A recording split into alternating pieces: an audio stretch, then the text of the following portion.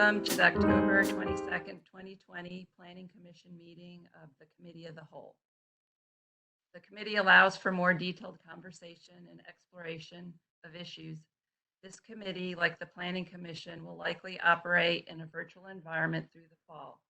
I would ask for your patience as we use this platform on our for our public meetings. There may be slight delays as we transition between speakers, presentations, and participants. If any participants have issues with technology, please send a message to the moderator. There are 3 discussion items on our agenda today. I believe there are approximately 28 members of the public joining us today. We thank them for participating. In order to give everybody a chance to speak without objection, I would like to set a 2-minute speaking time limit. I would ask that everybody be respectful of our time, and if you'd like to speak, please send a message to the moderator. I would also ask that comments not be duplicative. Without objection, I'd also like to change the order of the cases and hear rezoning case Z2419 Raleigh Beach Road first. Then we will hear CP 210 Midtown. And lastly, we'll hear the rezoning case Z1320 Downtown South. So with that, we'll move on to the first item, which is rezoning case Z2419 Raleigh Beach Road. I ask that commissioners hold questions until the conclusion of all the presentations and any public comment. I would also ask each commissioner to be recognized by the chairperson before speaking. John Adnick-Nost will present on behalf of city staff. John? Good afternoon. It's just going to take one moment for me to get the slides pulled up. But this zoning case is Z-24-19, the Edgewater Commons PD at the north side of the intersection of North Rogers Lane and New Bern Avenue, a site of about 60 acres, proposed to be rezoned from the Rogers Lane PD to the Edgewater Commons PD. There have been some changes since the last time you saw this case, but to give you a quick synopsis of the request is to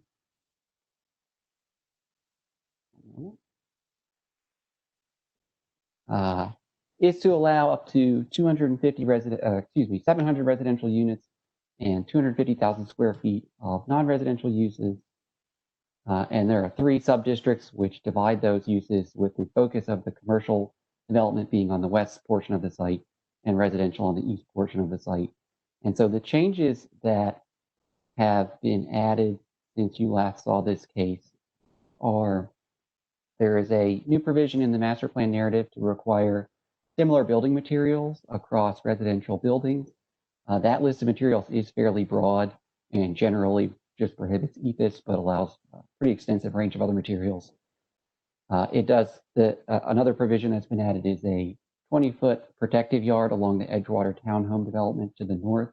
That protective yard is very similar to the 20-foot yard that is an option for the neighborhood transition requirements for mixed-use districts that are adjacent to residential districts. The key difference there is that for a neighborhood transition yard with a width of 20 feet, a fence would be required. In this case, a fence is not required, but the plantings are the same. And then the other provisions are that height of buildings within 50 feet of the Edgewater townhomes is limited to 50 feet.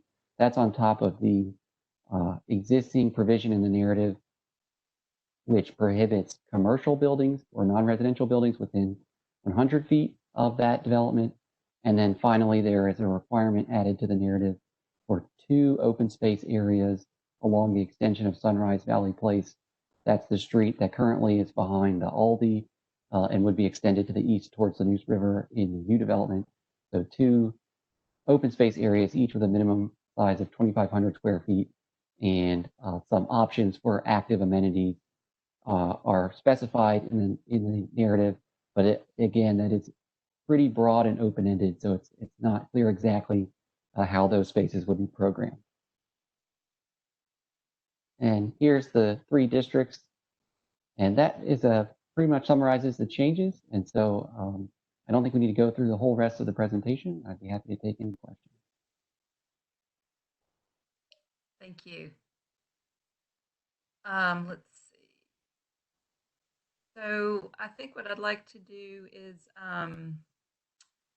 hear from members in the public. And we have several that are signed up to speak today. I would ask the moderator to introduce the speakers one at a time. Again, I would ask the speakers be respectful of our time limit and adhere to the 2 minutes. Will the moderator please introduce the first speaker?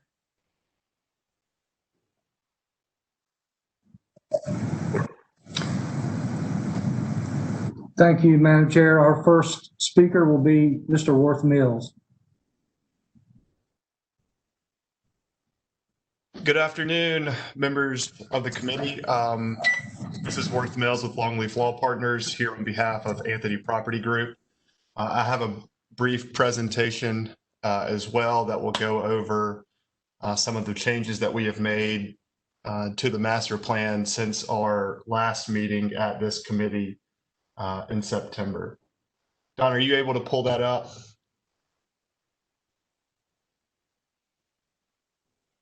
Yep, hold on one moment. Thanks, John.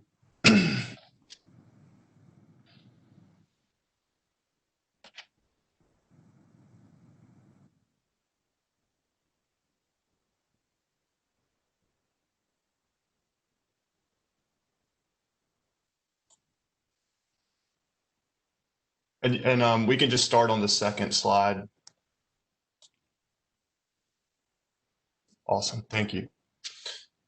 So again, this is a rezoning from a existing plan development from 1996 to a new plan development district with the base CX district.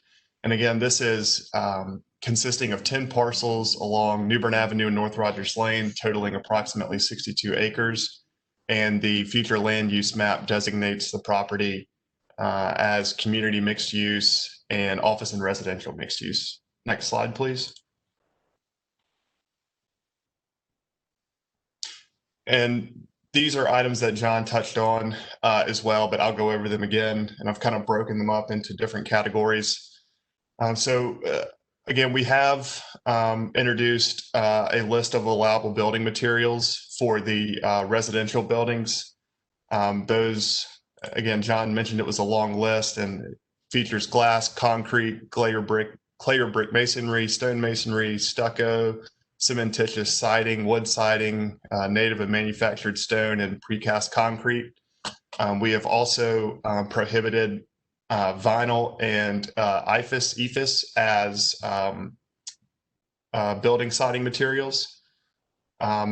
We have included a new 20-foot wide vegetated buffer with a minimum of 5 shade trees and 4 understory trees per 100 lineal feet along a portion of the shared boundary line between our project and Edgewater Townhomes.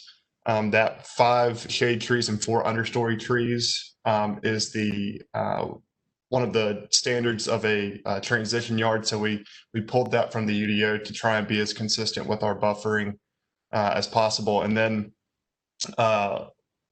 moving on, we also included active open space conditions along Sunrise Valley Place. We would have, we're now going to be required to have 2 active open space areas, each at a minimum of 2,500 square feet.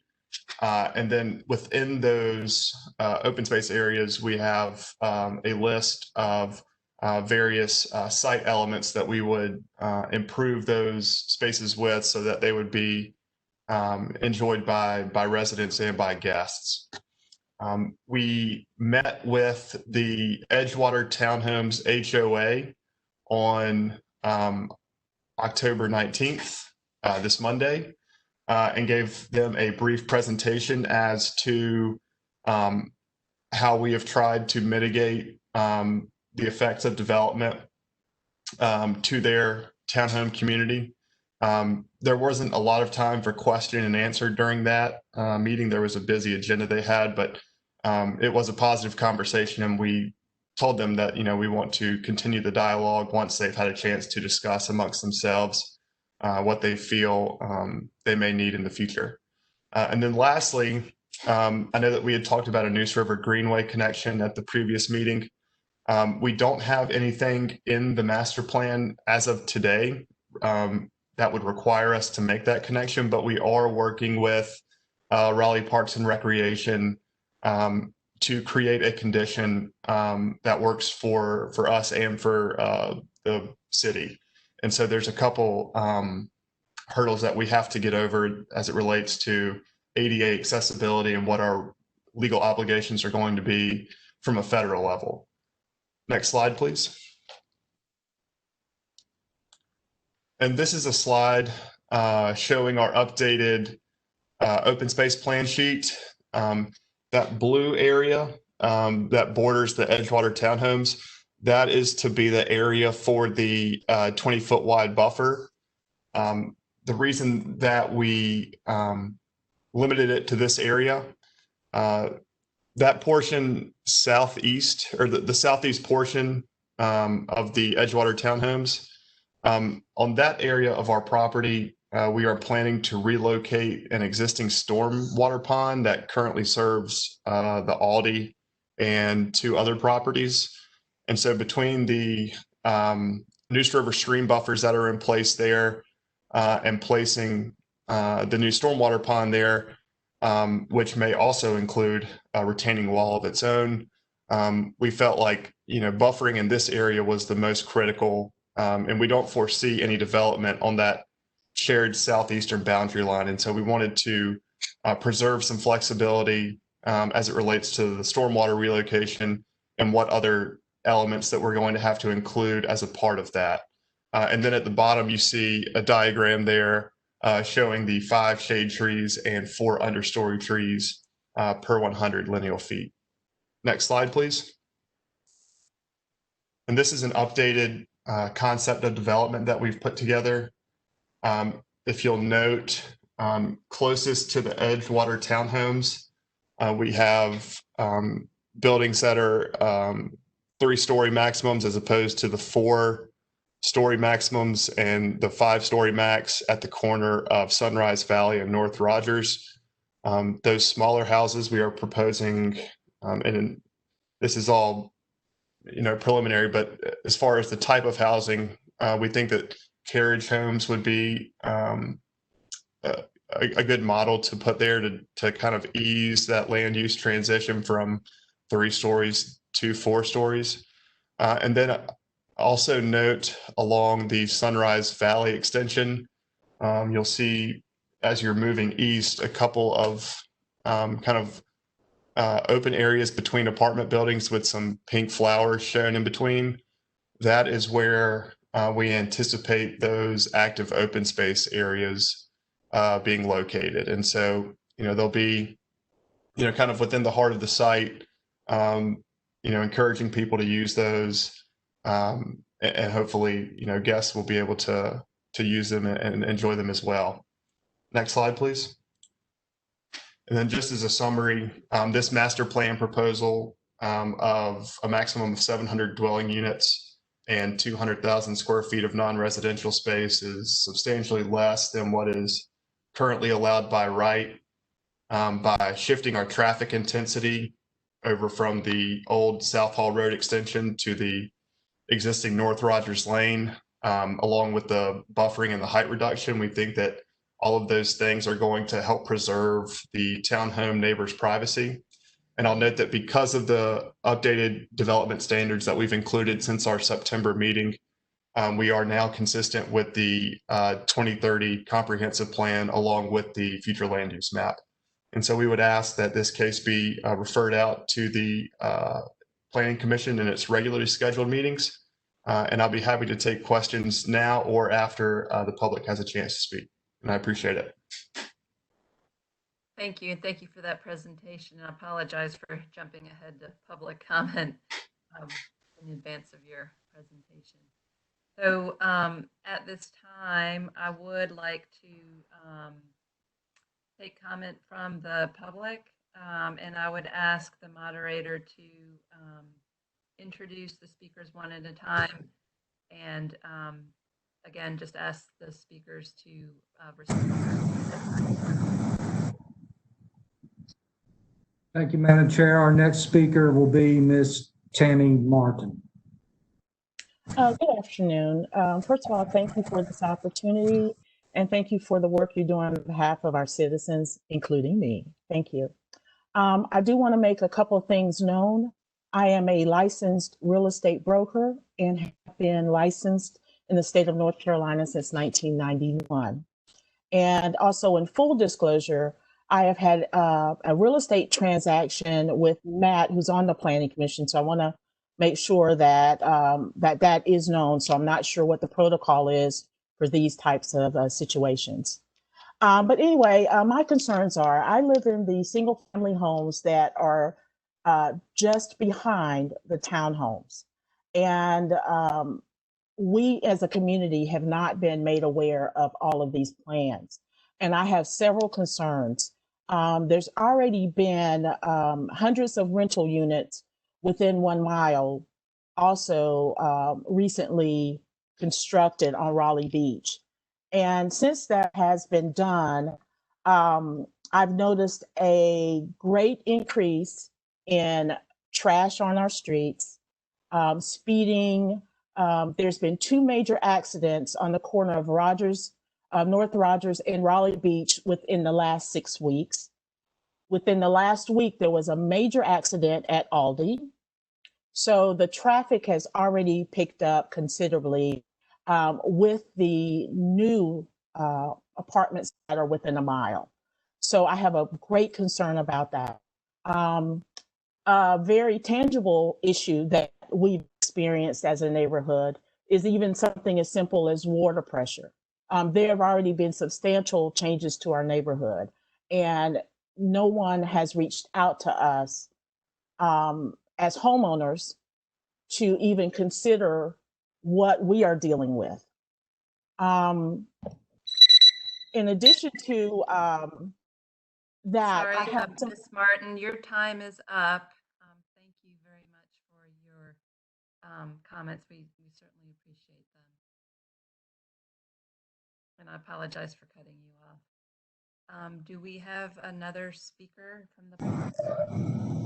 That is all the speakers for this case, Madam Chair. Thank you. Okay.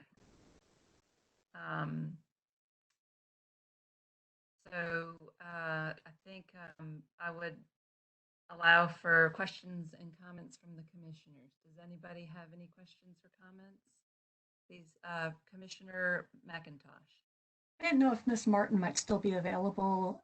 Since there weren't other speakers, I wonder if we could allow her to finish her comments. I would entertain that idea. Thank you for that suggestion. Without any objection, I would like to grant an additional 2 minutes to Ms. Martin so she can finish her comments. All right, seeing no objection, do we still have Ms. Martin on the line? Yes, I am here. Thank you. Oh, Maybe thank you.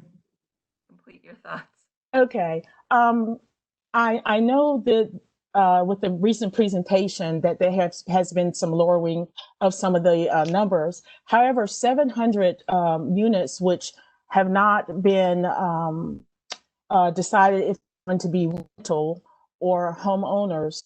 I want to make people aware that in the neighborhoods and subdivisions, if a certain number of units are rental units, it's very hard to get certain types of loans like basic FHA loans and some of the others for people to become homeowners. So that's a really critical issue for us in the neighborhood when it comes to upkeep and the pride that we take in our neighborhood. We're a very diverse neighborhood, and I've been here for 10 years, and I enjoy my neighbors and my neighborhood, but it has really changed within the last couple of years, and it's not changed for the better. And I also like for people to take in consideration for all the studies that are being done now, school is not in. There is a substantial amount of families in school-age children in this neighborhood, and there are numerous bus stops. So I have a truly huge concern that at some point this is really going to be a problem. So those are the main things I wanted to put across. And I'm happy to go into things further and interested in how this is resolved. I'm not against development by any means, but I really want us to be mindful of what we're doing. Also, I failed to mention one other housekeeping thing. I am the listing agent for Elevation Church, which is on the market. So I just want to make sure that I am clear with all of my responsibilities as a realtor to make sure that things are known. So I forgot about that. I want to make sure I tell you about that. Thank you, Ms. Martin, and thank you for your additional comments. Thank you. Are there any questions or comments from commissioners? Commissioner Winters.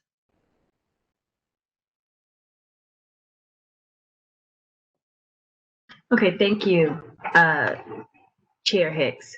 I have a question for Mr. Worth.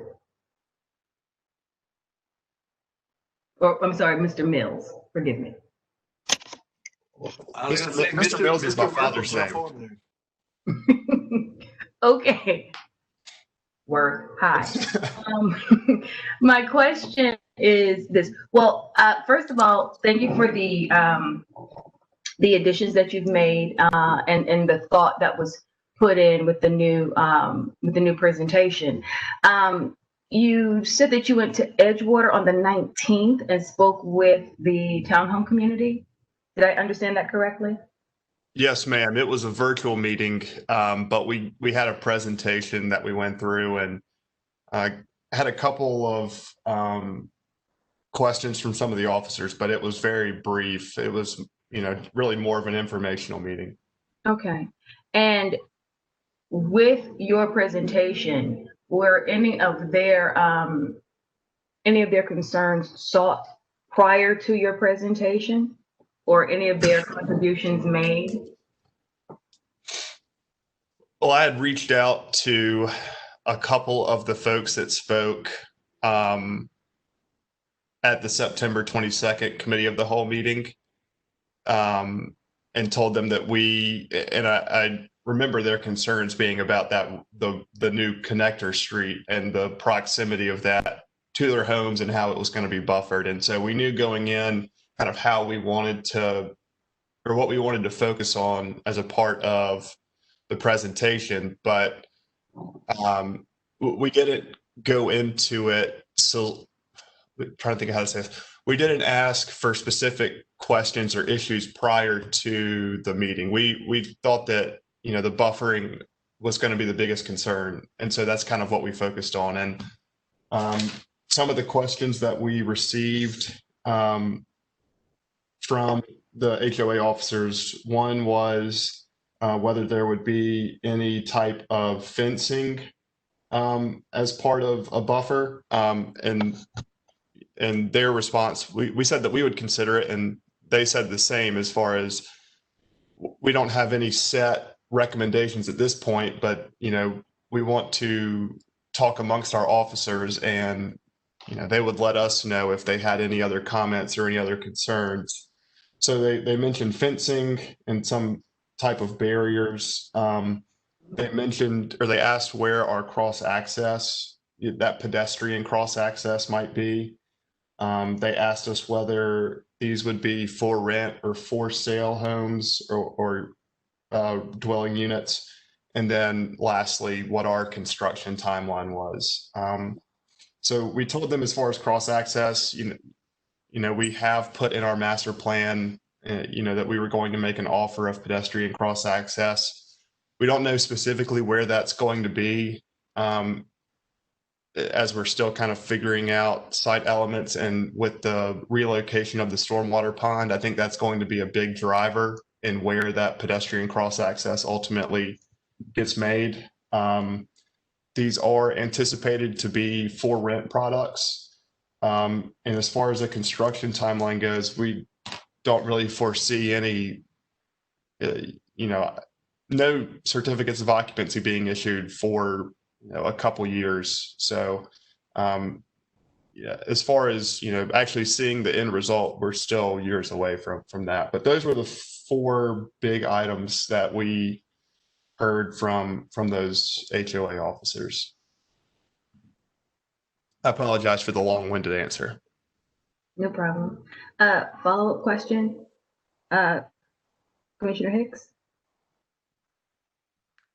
May I follow up? Yes, Commissioner I'm Winter. sorry, I didn't want to speak out of turn. I didn't want to take over. My other question was, I remember from your presentations before, and forgive me if it wasn't really spelled out for me in what you produced. You were saying that one of the goals was to provide quality servicing or a service product. And I've been unclear how you had planned to implement that, short of having it a goal. What factors have you put in to secure quality services for this community? That's a good question, and that is difficult because you can't put in zoning conditions. We're going to have X, Y, and Z be our tenants. What you can do there is just try and work really hard with your brokers to try and attract those quality tenants. And I know that at a preliminary level, Anthony Property Group has begun to do so. I think, you know, another way that you do that is through quality site design, having properties that are easily accessible, whether it be by car, bike, or foot. Adding quality building materials, building out a complete street network, things like that, where, you know, it's not so much putting, you know, your tenants in your zoning application, but creating a zoning application in a development that is in itself quality, which will then attract those quality tenants.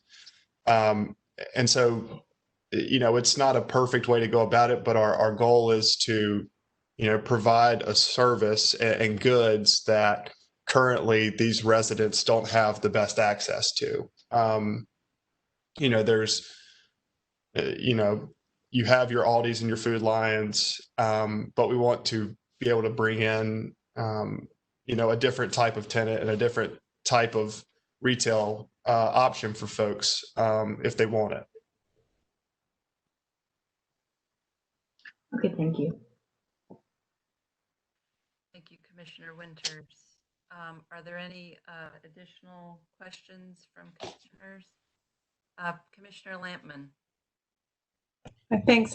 Just curiosity along those lines. It does look like you have a pretty sizable anchor building there. What is the anchor tenant type that you're seeking? I think it's section A. Yes. So subdistrict A is where we're proposing, you know, the largest concentration of our non-residential space. And, you know, I think the ultimate goal would be to bring in a high quality grocery store or something similar to that effect. Obviously, we don't have anything in place, and there's no tenant, you know, that's going to be, you know, moving in, you know, as soon as this rezoning gets approved. But, you know, I think that's our goal, is to bring in a high quality grocer and then have out parcels and other services that can benefit from that as well.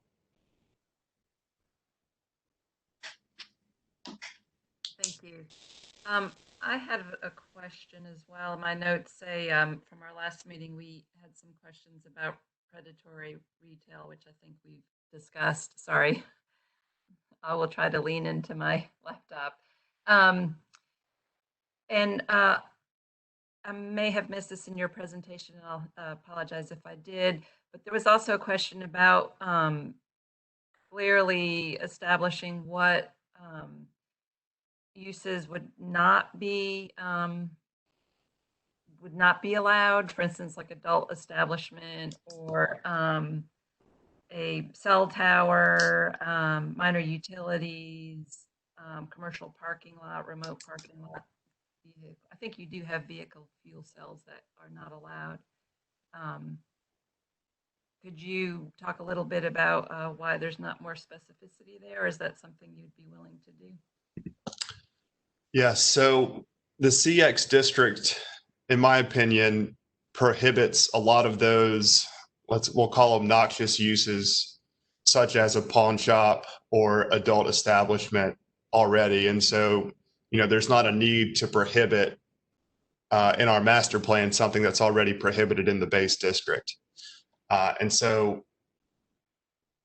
that CX district does provide for a wide range of uses. I think a lot of them are quality uses. And so we don't want to, hamstring ourselves by prohibiting a lot of uses that may, be that might be a fit for this site. But I can tell you that things like pawn shops, repair shops, adult establishments, those types of uses are already prohibited by the UDO. Okay, thank you very much for that clarification. Any additional comments or questions from commissioners? Seeing none, I would entertain a motion.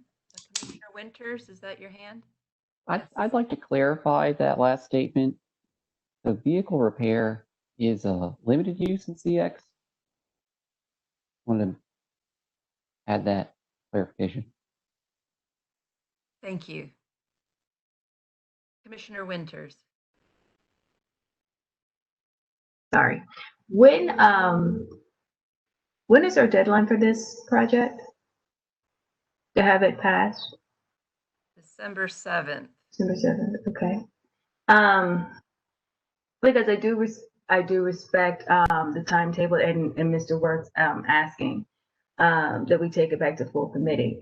I would just like to hear back from the community with these with the updates that were given and the explanations that were given. And I would like a little more clarity on the limited use for, I'm sorry, Mr. Agnos, you said for automotive usage, a little more clarity as to what that means. And I appreciate what you're saying about what the plan allows, but I think it would also give more comfort to the community to actually see it written out.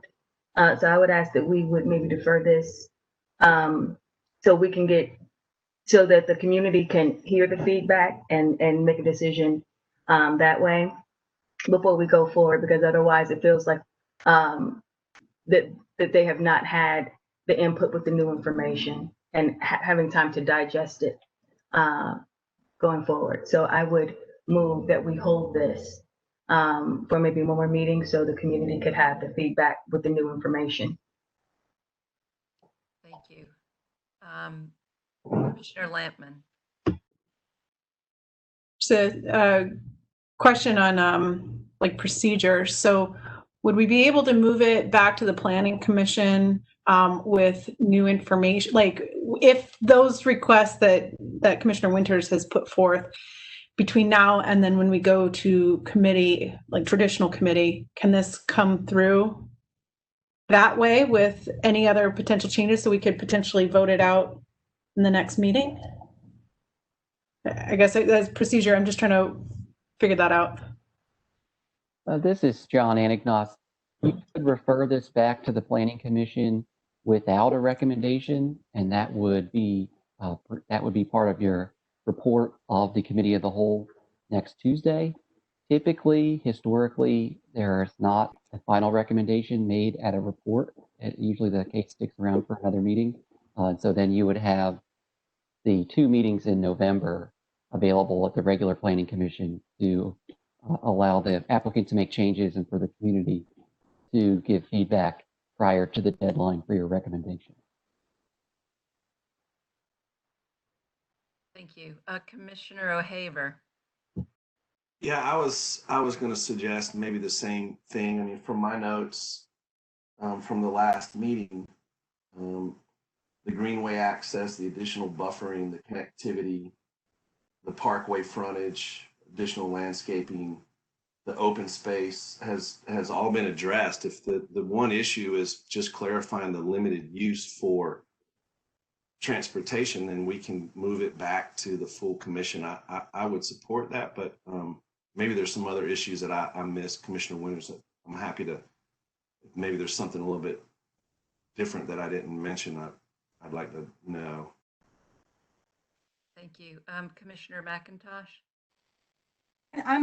I'm feeling very, I appreciate all the work that's gone into this and the addition of the outdoor amenity spaces, but I'm still very concerned that to me what's being proposed doesn't look like mixed use that I would see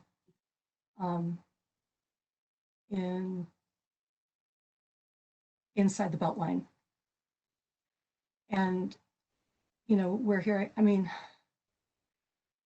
my understanding of the CX district is it's partially supposed to provide businesses that support the surrounding community, and it's, you know, ends up, I know this isn't a neighborhood center, this is, I guess, the step up from a neighborhood center, but it just, you know, we heard from a neighbor today who's a realtor that they're concerned about an additional large influx of rental into this area, which is already seeing growth in rental properties. And as Commissioner Winters pointed out at one of our recent meetings, we're seeing, when we're seeing proposals for apartment complexes, they seem to be in the southeastern portion of District B and the northeastern portion of District C. It seems to be limited to this area of town. And I understand this is not this, you know, right now, the way our planning policy is written, this is not something that causes it to be inconsistent, but I don't believe it's healthy for our city. Thank you, Commissioner McIntosh. So we have a motion currently to hold this case at the table. And before we get too far along, is there anybody who would like to second the motion? Commissioner McIntosh. Second. Okay, thank you. So we can continue with our discussion if we'd like. Any other comments from commissioners? Commissioner O'Haver. I will, I'll get on board if this is what the commission sort of feels like needs to happen. I guess just another question to Commissioner Winters and Commissioner McIntosh. If we've got 2 additional meetings at the full commission, is that adequate to address some of your concerns, or do you feel like we need to keep it in the committee of the whole? And again, I will get on board with the will of the commission. I just want to ask the question.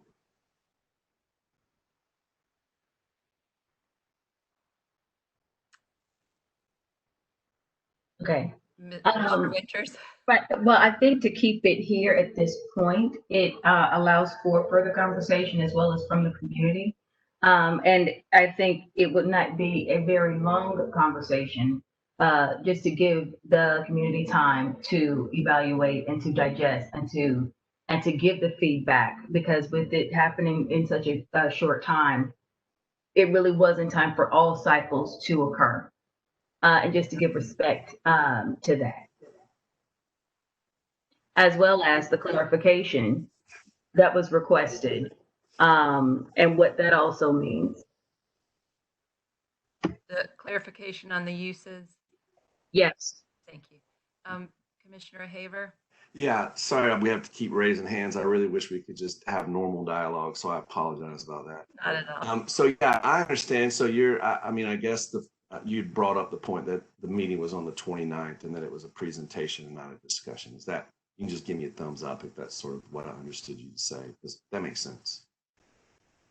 Let's say that again, that it would be a presentation versus a discussion?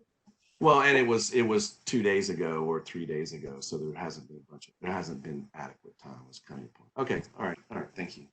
Okay, so we have a motion to hold this case at the table and a second. And correct me if I'm wrong. We are requesting some more information that would be some clarification on the allowed uses, more specificity to that. Take some time to get some neighborhood feedback or feedback from the neighbors. I'd also be interested in hearing what the HOA adjacent townhomes, what they kind of report back.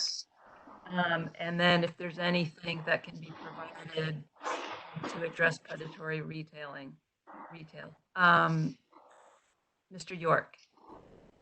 Thank you. I just wanted to clarify, do we have a date? I mean, our traditional meeting date is Thanksgiving in November. And so I wasn't sure if we have established a November committee of the whole meeting date. If we haven't, you wouldn't be meeting again before the deadline, which is your first meeting in December is, I believe, the 8th, and the deadline is the 7th. So I just wanted to bring that to your attention. We're fast approaching the end of the year when you're looking at one meeting a month. Thank you. That is a good point. So I think what I hear you saying is that we either need to hold a special planning commission meeting prior to Thanksgiving, committee of the whole meeting prior to Thanksgiving to hear the case. Or we could add it to the special meetings we've already scheduled. However, I'm a little hesitant to do that. Or we could send it, we could have another motion to send it back to Planning Commission. Commissioner Lampman. Again, this is just kind of a clarifying, because I think Commissioner Winter's requests are not unreasonable. They're completely legitimate, and I think that it's in the best interest of the applicant and the community to have those addressed. Do they have to be addressed in the committee of the whole? Because I think we would have 2 more planning commission meetings before the 7th, right? So we could hear it, and if we needed to kick it back, we'd have 1 more. But we have to vote it out of. Okay. So Commissioner Miller's telling me we have 3 meetings. So I think we can vote it out through the regular committees. We don't need to keep it in the committee of the whole. Is that? Because I think the applicant can address these questions, and I think it is important that the HOA come back and say, "Hey, we've heard this and we appreciate it," or "No, we're very upset," which I don't think they'll say. But regardless, that gives the opportunity. Okay. I think that's a good point. So with that, just administratively, do we need to take a vote on the motion that's on the table now? And then if that fails, we can pose another motion to send it to Planning Commission. Is that correct? Yes. This is Travis. So you're very echoey. Travis, we can't hear you now. Sorry about that.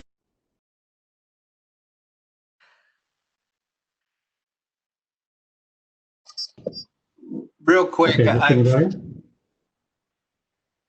sorry about that. I'm sitting in a room with another computer that's echoing. So I'm sorry, can you repeat the question again? I think it was about the motion, and the answer is someone can make a substitute motion. If you don't want to vote on the first motion, you can have a substitute motion that would do something a little bit different. Okay, I just received a chat that says the PC calendar has a committee of the whole scheduled for November 19th. Is that correct? That's all good.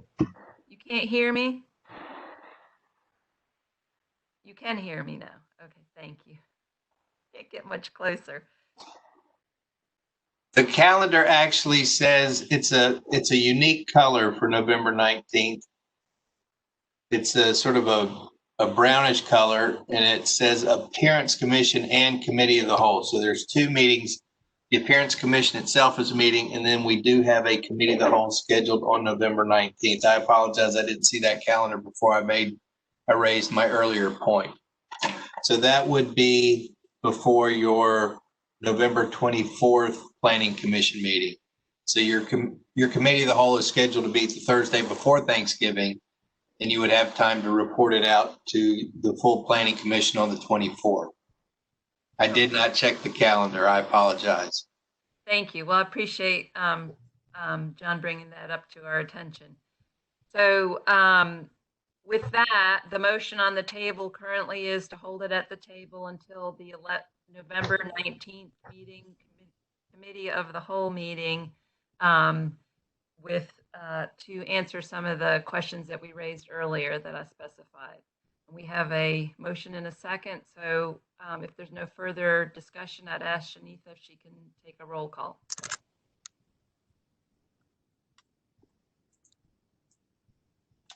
Yes. Okay. Okay. I'm sorry. Can you hear me? Yes, we can Okay. hear you. Thank you. Sorry. All righty. Commissioner Bennett, how do you vote? Aye. Commissioner Fox. Aye. Chair Hicks. Aye. Commissioner Lampman. Aye. Commissioner Mann. Aye. Commissioner McIntosh. Aye. And Commissioner O'Haver. Aye. And Commissioner Winters. Aye. I'm I sorry. also am in favor. I apologize. I did not see you there. Okay. And Commissioner Miller. Aye. Thank you. Thank you. So that is unanimous and it passes, and we will hear this case again on November 19th. Thank you, everyone. Okay. Moving to the next item, which is rezoning case Z. Back it up, sorry.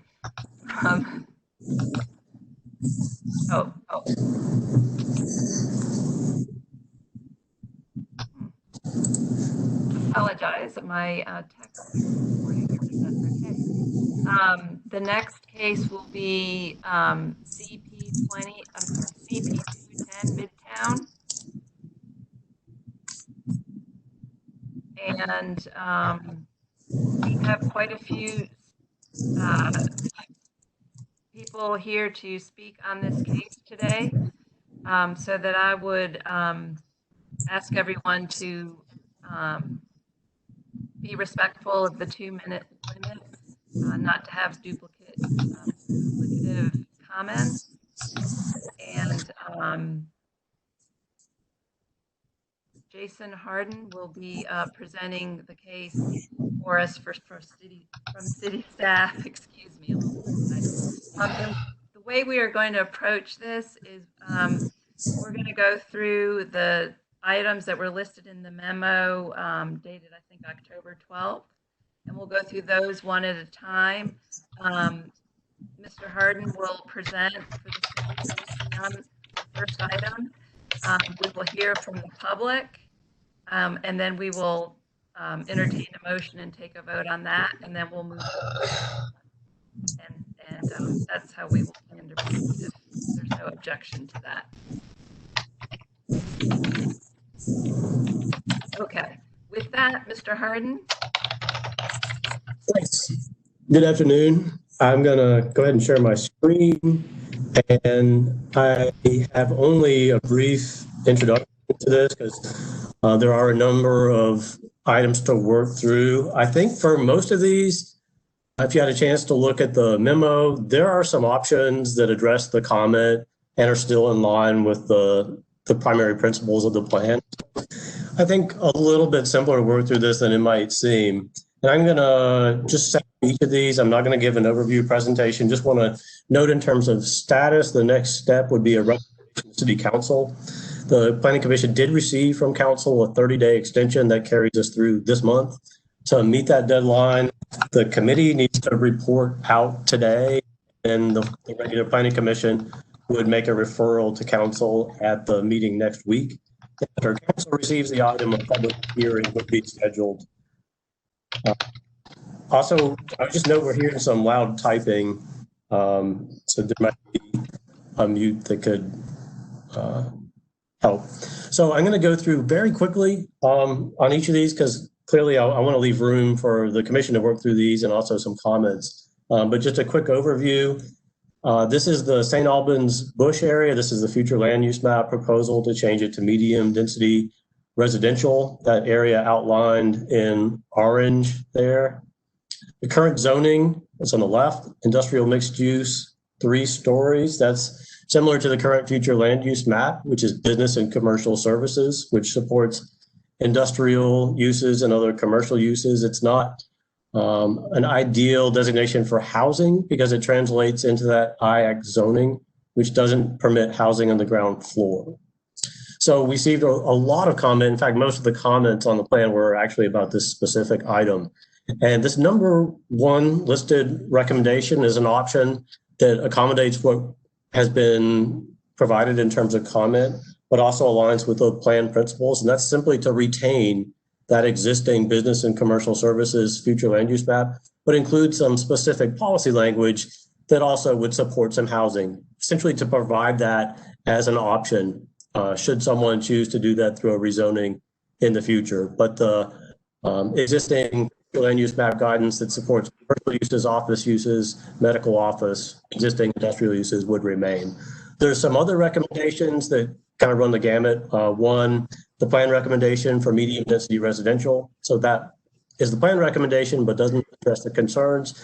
And then there's a couple of in-between options. And then 4 would be to just simply retain that existing business and commercial services designation. So that would align with the comments, but not the plan recommendation of permitting or at least accommodating more housing, which that number 1 option does.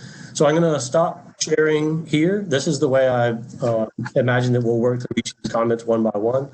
Stop sharing and turn it back to the Planning Commission, and then I'll be ready to pick it back up momentarily. Okay, thank you very much. Give me just 1 second here.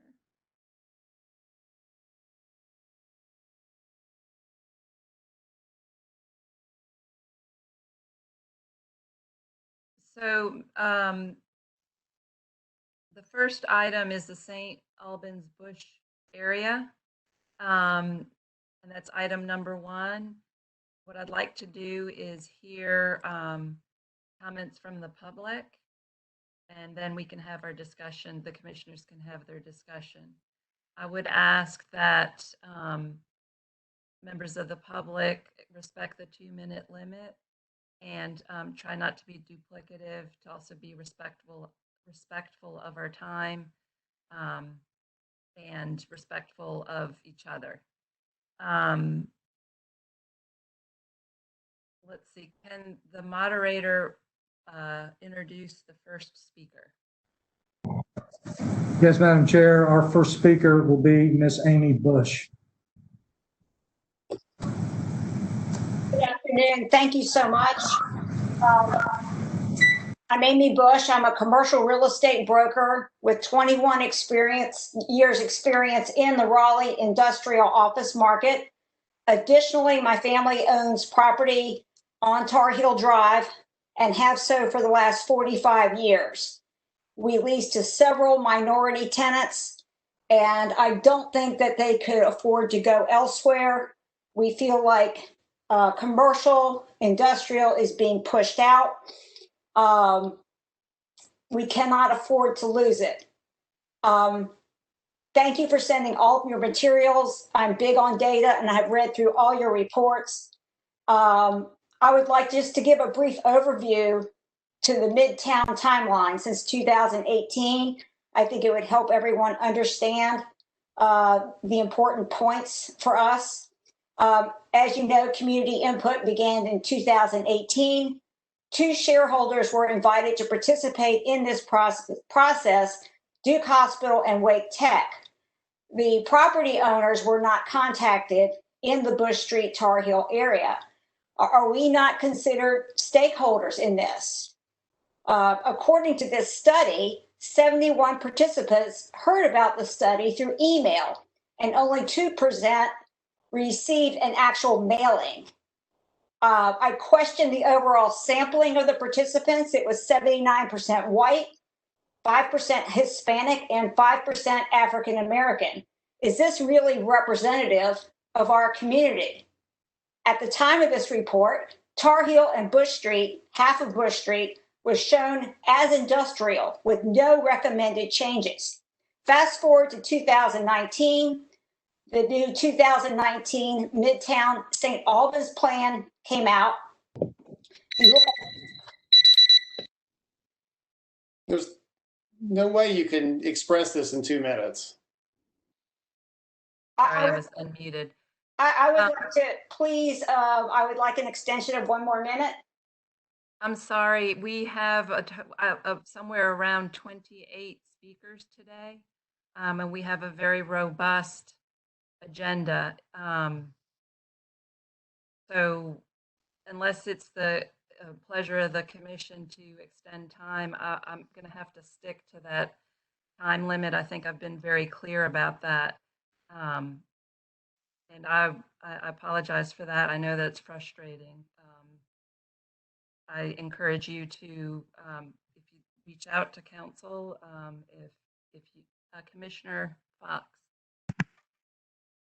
I'd allow a 1 minute extension. My question would be if there are any comments specifically pertaining to some of the options that were outlined for this particular item. Thank you. That's a very good suggestion. So we have without further objection, I would say to extend 1 additional minute to Ms. I'm sorry, I don't see her name up there, but I think it's Bush, so that she can complete her thought. But we would ask that she specifically addresses the comments in the St. Albans Bush area. We're looking at some specific items there. It's item 1 in the memo that was in the staff report, and we would ask that you keep your comments specifically to anything related to that. Commissioner Miller. I just wanted to add a quick note to all of the speakers who signed up as well. You're not able to see this, but we have received a lot of feedback from the public regarding this issue and the history, and we take it very seriously. And I think you'll find that we are all very familiar with it and are sensitive and concerned about this as well, and are interested in finding the right solutions. So if speakers could focus on a lot of the solutions and trust that, I promise we have read and taken to heart a lot of the concerns that you have in the history going into this. Thank you very much. All right, with that, we will open it back up for 1 more minute. Make it brief. So my question is, where is the notice? Where's the transparency here? In my opinion, the city and Kane. Ma'am, I think that we're interested in comments specifically. Okay, all right. So this is it, affordable housing. So it's my understanding you want to put affordable housing in an industrial area along railroad tracks where a cell tower sits. To me, that seems like redlining. I'm in favor of keeping our zoning the way it is. We can't afford to lose any more industrial. The vacancy is at 1.8% for that submarket, which is extremely unhealthy, and it is difficult to do business when you have that sort of demand and lack of vacancy, lack of inventory. That's all I have to say. Thank you very much, Ms. Bush, and we certainly will make note of your comment, and I do believe that's one of the options that's before us as we go into our discussion. Who do we have to speak next? Madam Chair, our next speaker will be Mr. Chuck Valdez. Thank you, Mr. Valdez.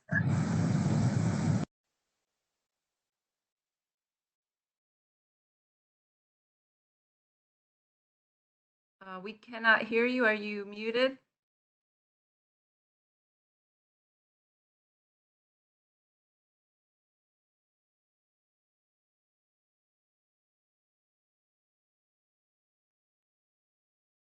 We do not have any audio for Mr. Valdez. Madam Chair, Mr. Valdez asked that we come back to him later. I think he may be having some technical issues. Okay, thank you. And with that, I have another speaker lined up, Mr. Dan Shepherd. Hello. Hello. Hello, Dan Shepherd, property owner on Tar Heel and St. Albans. I'd like to allocate my time to Amy Bush.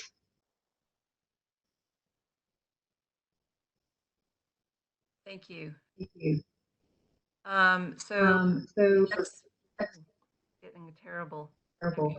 The next person up, is that Amy Bush?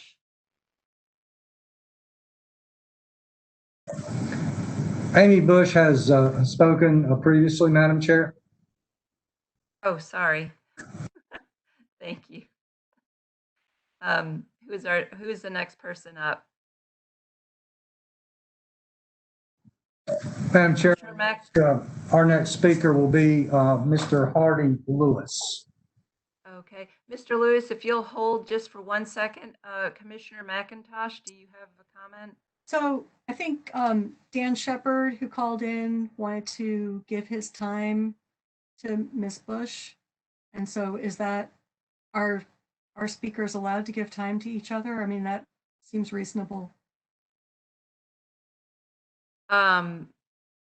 Yes, I think that would be reasonable if one person wants to speak a little bit longer and represent, a group of people. Right. So I think that was the request Dan Shepherd had made, and then you were going to turn it over for Amy Bush to continue, but then I think Don was making the judgment that she'd already spoken. So correct. Is that correct, Mr. Belk? Madam Chair, I was believe that that Ms. Bush had completed her comments. However, if it's the decision of the commission, I will have Ms. Bush come back to the meeting. Okay, I was under the impression that she had completed her comments on this item number 1. But if you want to circle back around to her and just confirm that that's the case, that would be a good idea.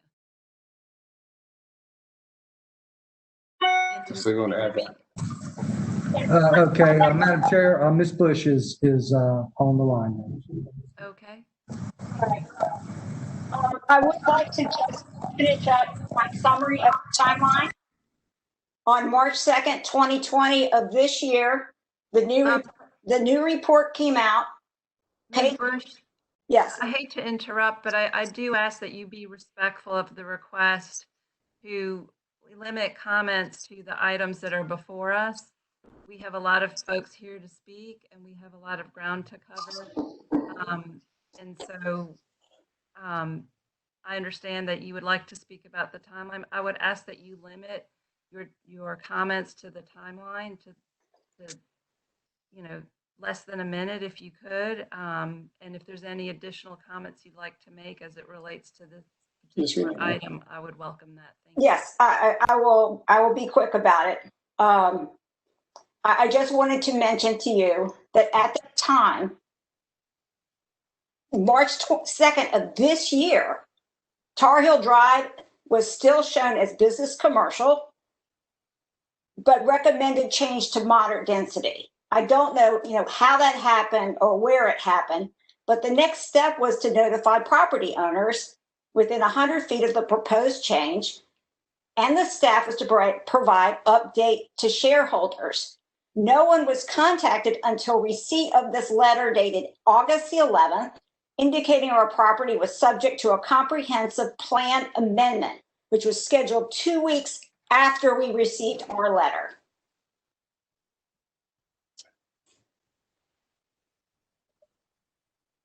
Thank you, Ms. Bush. Does that conclude your comments?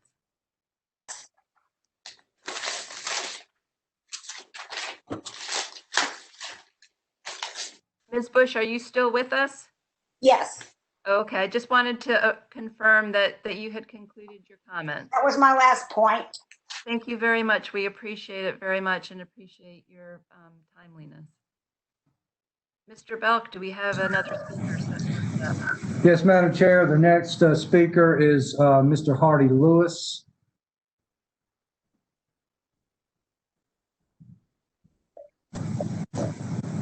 Go ahead, Mr. Good afternoon, members of the committee for having us. My name's Hardy Lewis.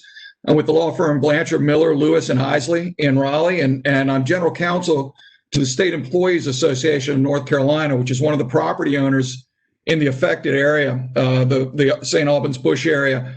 I'd like to use, probably end up being most of my time talking about my client and this piece of property so that we have an understanding of kind of the people who are affected by this change. State Employees Association of North Carolina, most of you've probably heard of. We're a labor organization. We're a nonprofit organization. Money is looked after very carefully. Scenic is what we call ourselves. It used to be on West Street, but they bought this building on Midland Road, Midland Drive, or I'm sorry, Midtown Place. They bought this building in 2005. The building was built in 1998. It's still a pretty new building, and for our purposes, it's a state-of-the-art building. We plan to be here for the foreseeable future, and the building has a lot of useful, valuable life left. We moved out of downtown because downtown, our organization was growing too large. We needed a building that could accommodate us. We didn't want to move too far from downtown because we do a lot of stuff downtown. Scenic has about 45,000 members, 46,000. About 8,500 of them live in Wake County.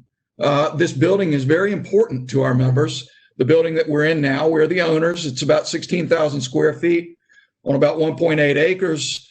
40 permanent employees work there, roughly 40 every day. We have large meetings there. We have a large parking space. Again, we're a labor organization. We're a nonprofit. Money is very important to us. We don't want to move again, and we're worried about becoming surrounded by sort of spot downzoned areas for residential. So I'll be respectful of the committee's time, but I appreciate you listening to me. Mr. Lewis, thank you very much for your comments, and we appreciate that very much. Mr. Belk, do we have the next person lined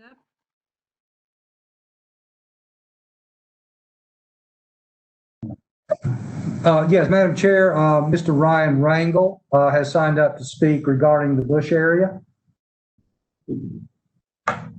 Thank you very much. Can you hear me? Yes, we can hear you. Thank you. Great. As we've been investigating how this area that makes no sense for residential, how it got, the plan got changed, we've been asking for things like engineering studies, transportation studies. We haven't got anything. The only thing that seems to be the only thing that the staff seems to be standing on when it comes to this plan is their statistics. Amy touched on it. Let's break down those statistics. We finally got what they meant or where they came from. Again, 80 to 90% of the respondents are white or are white. The 88% either replied email, social media, or website. Has anyone heard of the digital divide? Basically, it's not even clear to me the people who responded to this study even live in the area where the IP addresses stored and where they verified. Only 6 respondents were actually from a public meeting.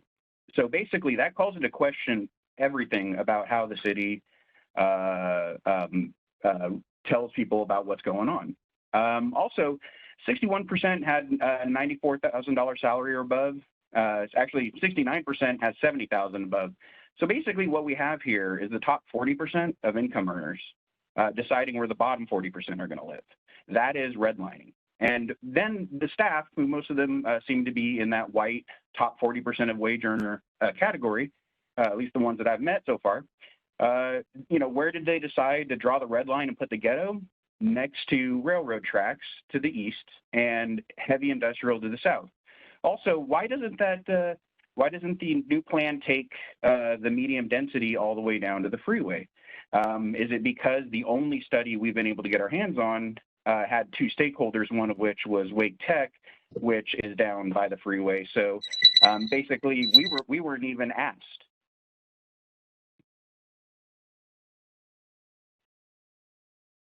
Basically, you know, what it is the city seems to be asking people who have I'm no sorry, stake Mr. Rangel, in your this. time is up. Thank you. We appreciate your comments. Appreciate all the time I got to give it to. Thank you. Mr. Belt, could you introduce the next speaker?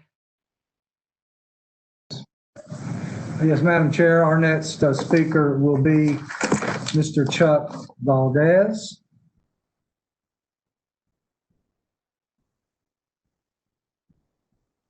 Mr. Valdez.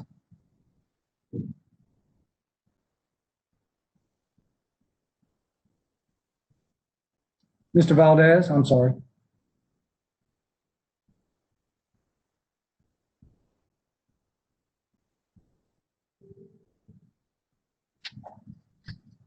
He is unable to access us via audio. We will see if we can get in touch with him, Madam Chair. Okay, thank you. Shall we move on to the next speaker? Ms. Fox, Commissioner Fox? I don't mean to cut off any of the speakers. I do want to say I really do appreciate the public comment, and we do read all of the emails. I'm wondering if we might cut to the chase a little bit, because I'm trending towards option 1, which is revising the recommendation to retain the existing business and commercial services designation. And in that case, that might temper or reduce the need for some of the commentary, if that's appropriate. Commissioner Fox, thank you for those comments. I see a lot of head shaking yes. So I think there's a lot of agreement that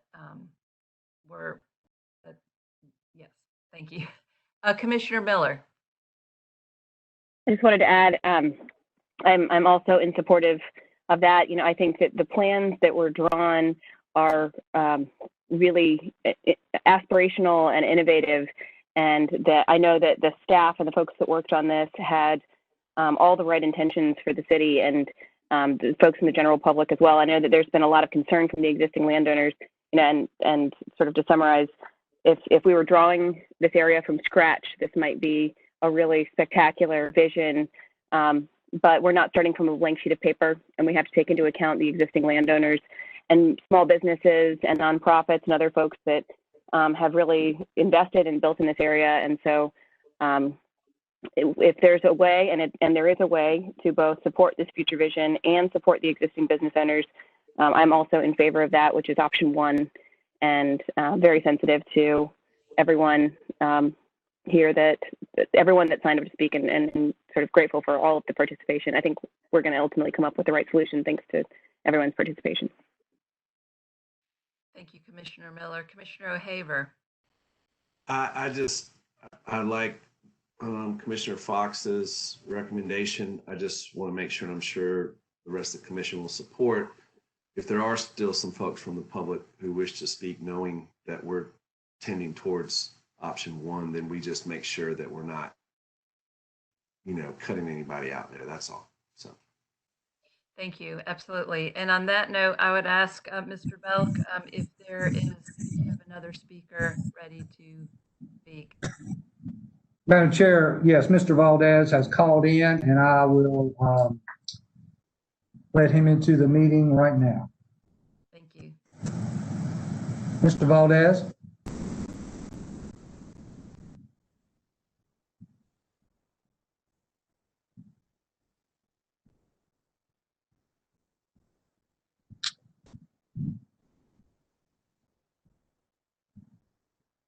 Mr. Valdez?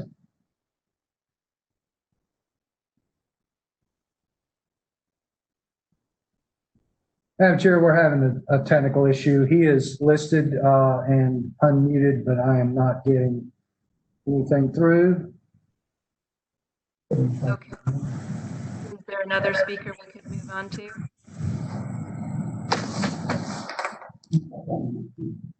Check on combos. Yes, Madam Chair, one moment, please.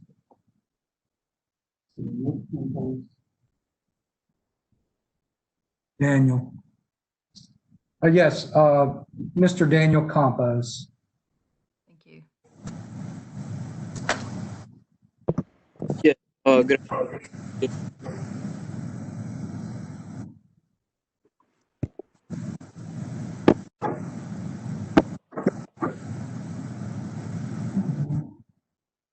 We cannot hear you, Mr. Campos.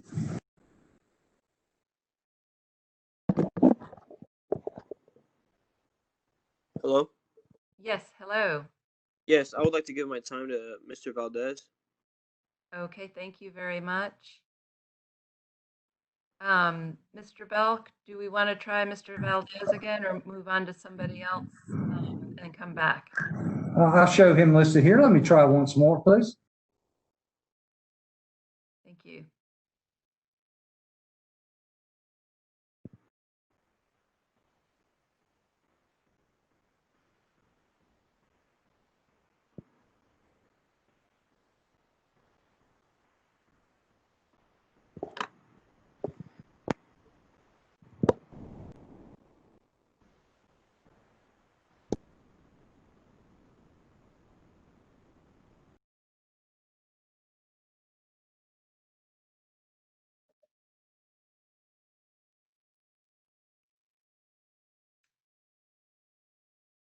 Mr. Belk, we are not hearing anybody.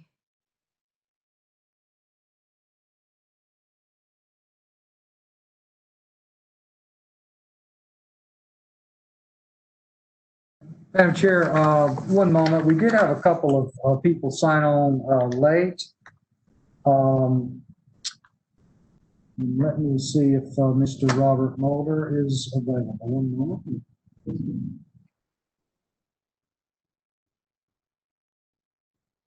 Yes, our next speaker would be Mr. Robert Mulder. Mr. Yes, can you hear me? Yes. My name is Robert Mulder. I'm a former chair of the Committee of the Whole and the Planning Commission. My feeling is Hello? that this. Hello? Can you hear me? Hello? Yes, Hey, we Bob. have two Okay. on the line, I think. Okay. So I'm a former Yes, chair Chuck. of the Committee of the Whole and the Planning Commission. I think that this designation for future land use as 4 to 5 story residential is totally unnecessary and it's not appropriate for the area. I think that if Raleigh ever gets its act together on mass transit, then it's highly likely that a light rail corridor along Atlantic Avenue will generate a natural progression from some of the commercial uses to possibly residential as the land becomes more valuable. And if you look at the first 10 miles or so of the Charlotte light rail system from downtown to the I-45, 485 South Boulevard Station, it always amazes me how much residential development has grown up on either side of that line. And one of the concerns is that we're kind of looking at this area in a vacuum, and you have to look at, for example, if you edge over towards Six Forks, the Six Forks East section, we're becoming another Atlanta or Los Angeles light with a concentration of development. And if we continue in this whole area, spreading out a lot of residential density, there'll be hell to pay when it comes to transit. And we've done nothing on transit. There's still people at bus stops sitting on dirt patches. And I think we've got more important issues more important fish to fry than this residentially proposed area. And I think you should just leave it alone. My other comment is that when I was on the Planning Commission, the chair, I never restricted anybody to 2 minutes. 2 minutes is outrageously short. And I always told my fellow commissioners, look, you signed up for this job. And if it means you got to spend a few hours sitting there listening, then you should. Thank you. Hello? Thank you, Mr. Mulder, for your comments. And I know it's we're trying to do the best that we can while working in a virtual environment. I have no idea why I have feedback. Mr. Belk, could you introduce the next speaker?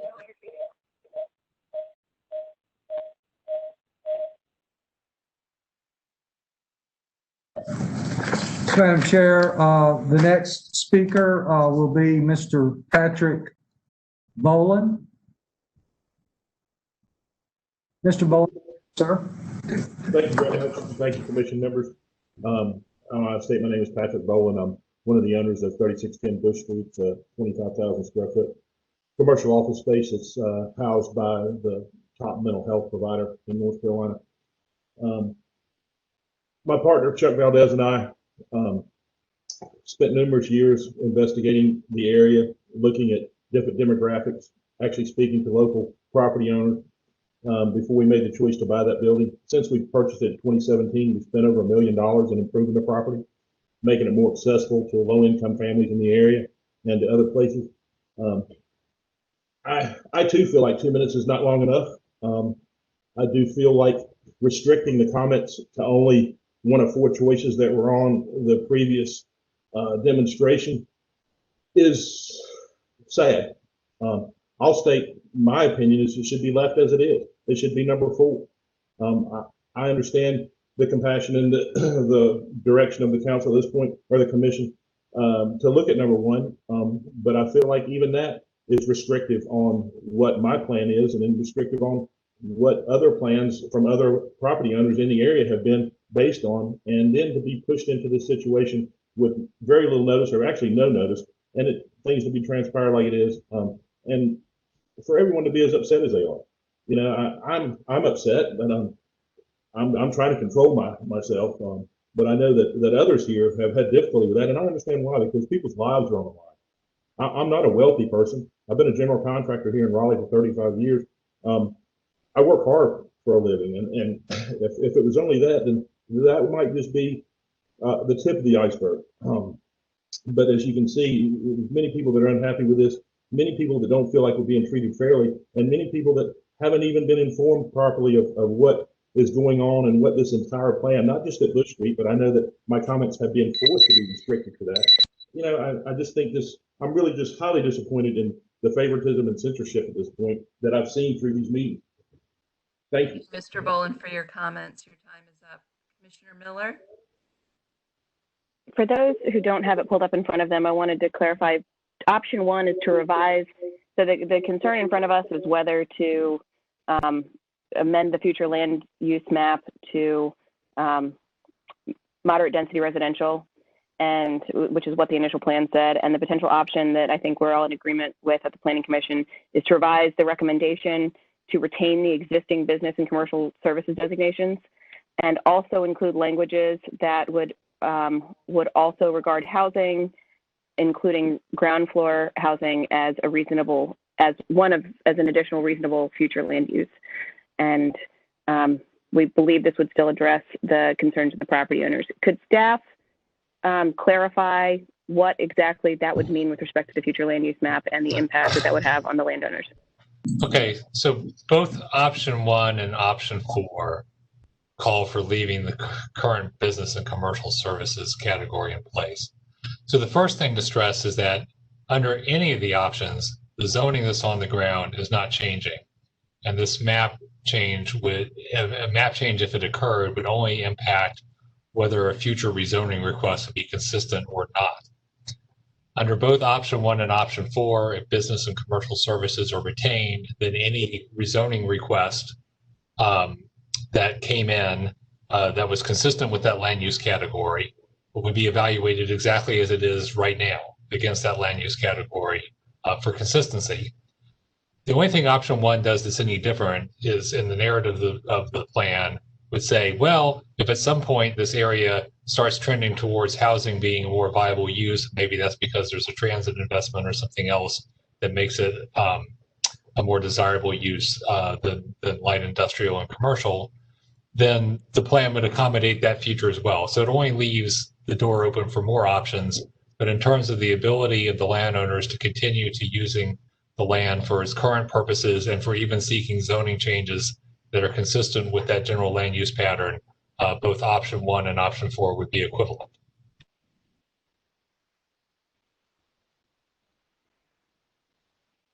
Thank you. Thank you for that clarification.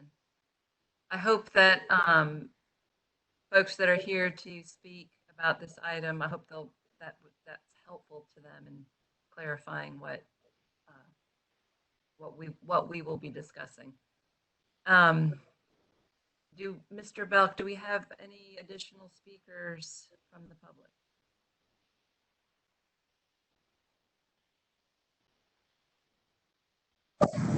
Yes, Madam Chair, I believe we have Mr. Chuck Valdez available now. Mr. Valdez.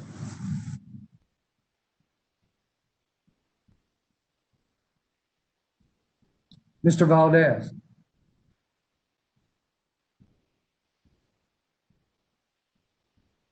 Mr. Valdez. Can you hear me? Yes, sir. Can you hear me?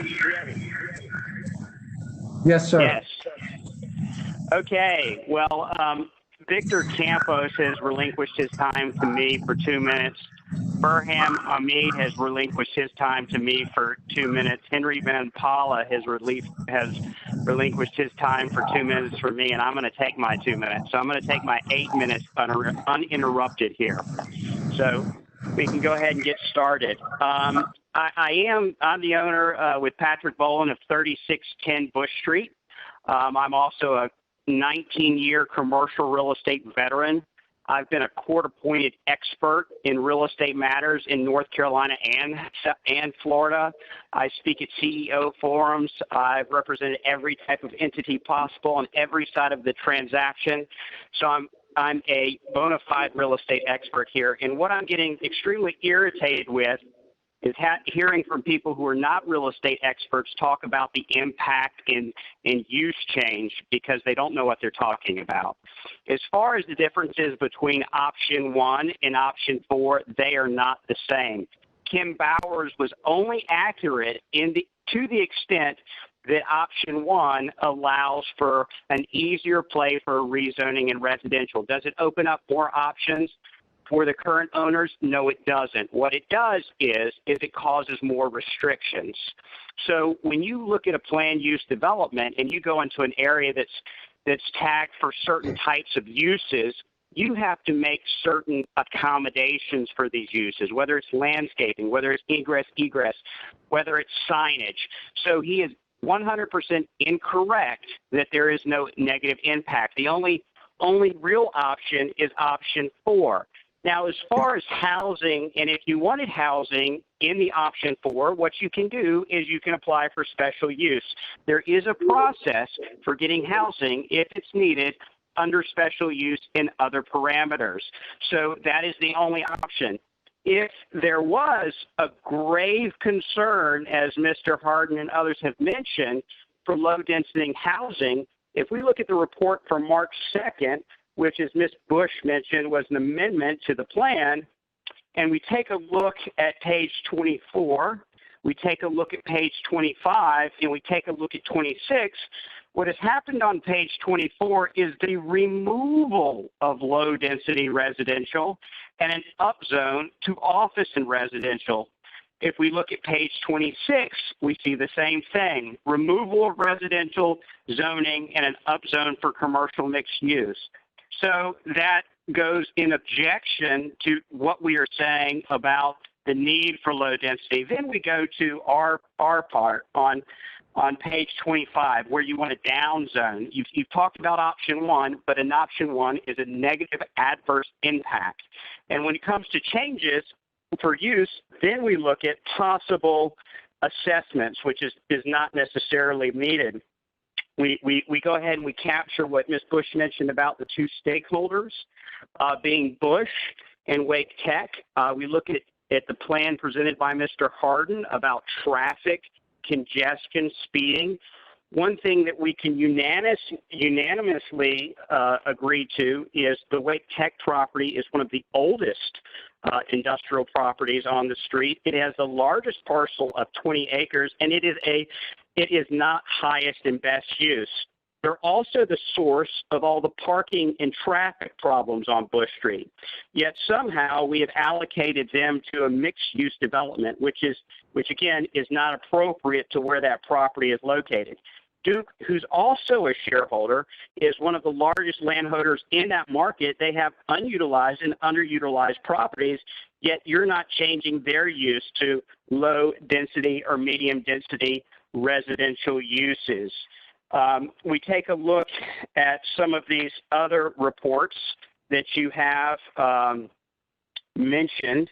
And when we look at the Rose report, we look at your plan development report, you guys go in and mention about highest and best use, but you have never referenced any commercial appraisers.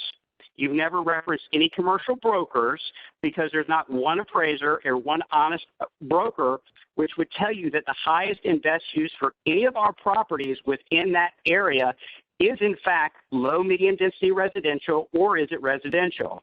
And we also noticed in that report, as we've stated prior, the reason that you are changing this use is because of what you guys have planned for the Kane development and DeWitt development projects. You have given them all the high density, all the valuation, all the very valuable zoning.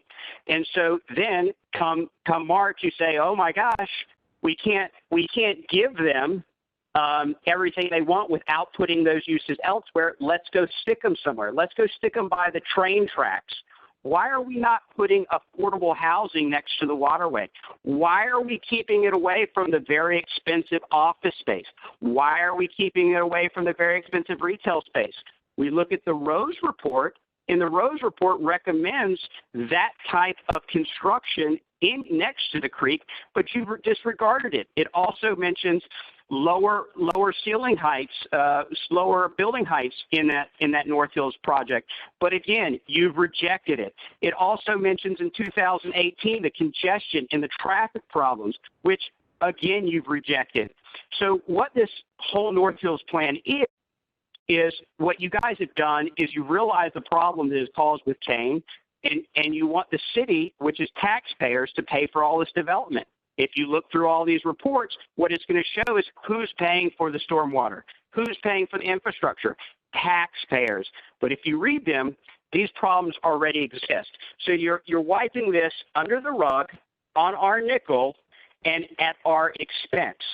If we take a look at this, what Amy mentioned about notification, I'm sorry, but affected properties and property owners within 100 feet is unacceptable. I've done adult use. I've done every kind of use possible, okay?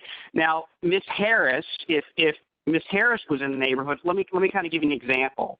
And we talk about unsavory uses. So 100 feet is maybe 3 properties over. And if Mr. Harden wants to open up his adult bookstore 3 properties over, and Mr. Crane wants to open up his nightclub or pawn shop 5 properties owners, they would never know according to this 100-foot, so that in and of itself is unacceptable. Imagine every one of your neighborhoods, and 3 or 4 houses over, you get a pawn shop, an adult store, check cashing place. And when I hear Miss McIntosh talk about this inside the belt line, type use for Beach Road and others, that seems relatively discriminatory as well. When you think about inside the belt line and you think about what's at Kane and other places, you think about predominantly white, predominantly high income, predominantly educated population. And if you look at what's going on so you take that population, which is the same population at North Hills, right? And these are the people who are dictating what happens over there on the other side of the train tracks for the minority business owners, the minority property owners, the people over there where we're at. So we don't want that type of use. We don't want affordable housing over here. We want to go ahead and make affordable housing an issue after Kane gets all his rezoning in 2019. Once they start all their propaganda and all their marketing for this great project that they're going to do, then what we're going to do is we're going to go ahead and change it for other people back in in March of 2020. So March in 2020, you make the amendments, then you mention a final report on the 27th, and then Mr. Valdez, you're going to cut me off again? I may need to. I was going to ask if you could wrap up what you're saying. Okay, well, what I'm going to do is Mr. Harden said, in order to really correct this problem, we probably need to redo the plan or set another meeting, and we certainly need to do. You guys have cut off plenty of people. Option 4 is the only option that we're agreeable to because it is the only option that does not have any adverse effects. And if you are concerned about housing, then you can go ahead and the areas that are medium low density, you can keep them and not change those. Problem solved. And if you have any other suggestions, I'm happy to provide and look over any plans for you. Thank you very much. We appreciate your comments. Thank you for being respectful of the time allotted. We know it's challenging and we're all struggling with the limitations of a virtual setting and appreciate everybody working with us.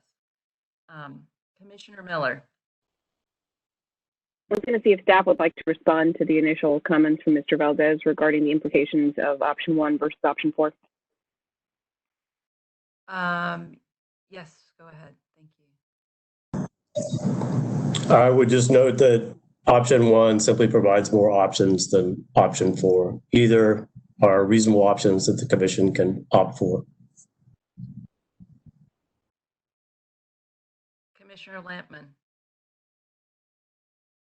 You're muted. Oh, no. Okay. Thank you. So at this time, I would be willing to entertain a motion if there are any commissioners that are ready to make a motion.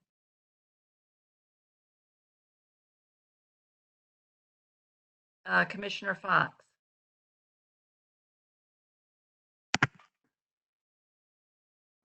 Would like to make a motion to approve, I believe we're referring to it as CP2C20. That's item number 1 that's listed in the memo dated October 12th, 2020. To make that consistent with what's declared as option 1 here, revising the recommendation to retain the existing business and commercial services designation while including language that also regards housing, including ground floor housing, as a reasonable future land use. I would like to add a little bit of additional language that really makes it clear this does not change the zoning or current uses on the lots. Thank you. We have a motion. Is there a second? Commissioner Miller. Second. Okay, there's a motion and a second. Is there any further discussion? Commissioner Lampman.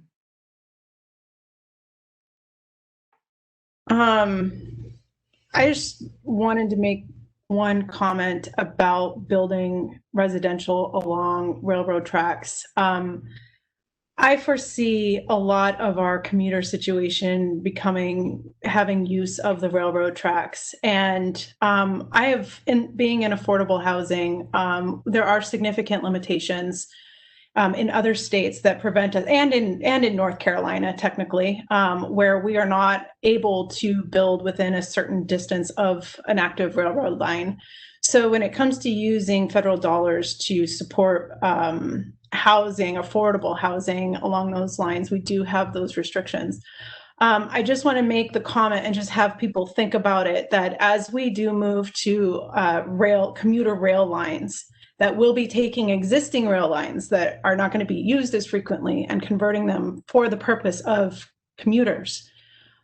If we are aggressively not allowing reasonable housing options along these lines, then that is actually further restricting people from future access to, bus stop, or not bus stops, but the rail line stops and those types of amenities that are going to be important to future, workers who, now are in the Class A buildings in downtown Raleigh. I just want to be careful that that it's actually an amenity to be close to a commuter rail line station, especially in the future. So I just want to put that out there. That's all. Thanks. Thank you. Thank you, Commissioner Lampman. Okay, if there's no further discussion, Commissioner Bennett. So I just want to clarify, the motion was for option 1? The motion is for option 1. Okay, The added language that this does right. not change the current. Madam Chair? Yes. Madam Chair, we do have one other person that wanted to speak. We missed him in the fray there, but he is on and ready to speak, Mr. Victor Campos.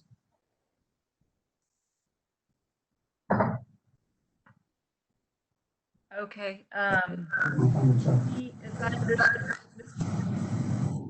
Victor Campos, not Daniel. Is that correct? That's correct. Okay. And that was our confusion there. Apologize to Mr. Campos and to the commission for that, but we do have Mr. Victor Campos on now. Thank you. I guess we'll hear his comments now. Mr. Campos, go ahead, sir. Yes, hello, can you hear me? Yes. Okay, good afternoon. Thank you for having me today. My name is Victor Campos, Jr. I'm here to represent 1700 St. Helens Drive and 1716 St. Helens Drive. A little background here on us is why I think this change will affect our businesses, certainly to us and our neighbors. Also want to speak about that this business is family owned and operated. My father opened this grocery store back in 1999, and we've been in business ever since. We're the first Mexican grocery store here open in Raleigh, North Carolina. Despite of us being a minority and not knowing well the language, my dad came to the United States with a dream and did so the correct way. He came here legally and is a great representation of the American dream. He is a tax-paying, abiding citizen, and throughout 21 years, we have brought a lot to this community. Not only by enriching our tummies with favorable foods, by bringing businesses here as well, we have made a huge impact on the Hispanic community that we have clients that come regularly from around North Carolina and even the surrounding states. And this will devalue our properties, and God forbid if something ever to happen to our business, we will not be able to rebuild it because of the ridiculous change that you guys are trying to make. Not only is it unfair, but it's also inhumane. Many families will be affected by this change. I finished high school, but I didn't go to college to help out my father and to continue to run my family-owned business. If something were to happen, I have nothing to fall back on. No college degree, no nothing. I am a married man with 2 children who depend on me. Their future depends on this as well. So believe me when I say I completely oppose this change. I would like to stick to I guess the option number 4. Both of my, I'm sorry. Well, I just wanted to also say that my brother Daniel, he's a U.S. veteran who also his future depends on this. And thank you for having me. I would like to speak more, but there's only a 2-minute limit. So thank you. Thank you, Mr. Campos. I appreciate it. So I'll bring it back to the table. Commissioner Miller? No. Okay. Yes, I just wanted to clarify with this and with some other options on here. I am very sensitive to the interests of the existing property owners. I think I didn't, I expressed that slightly at the beginning, but I wanted to just say I am very concerned about anything that appears to be a taking or anything, even if it's not in a legal context, sort of constructively taking away rights and value and the ability to convey their property or their businesses in the future, especially of these local small business owners.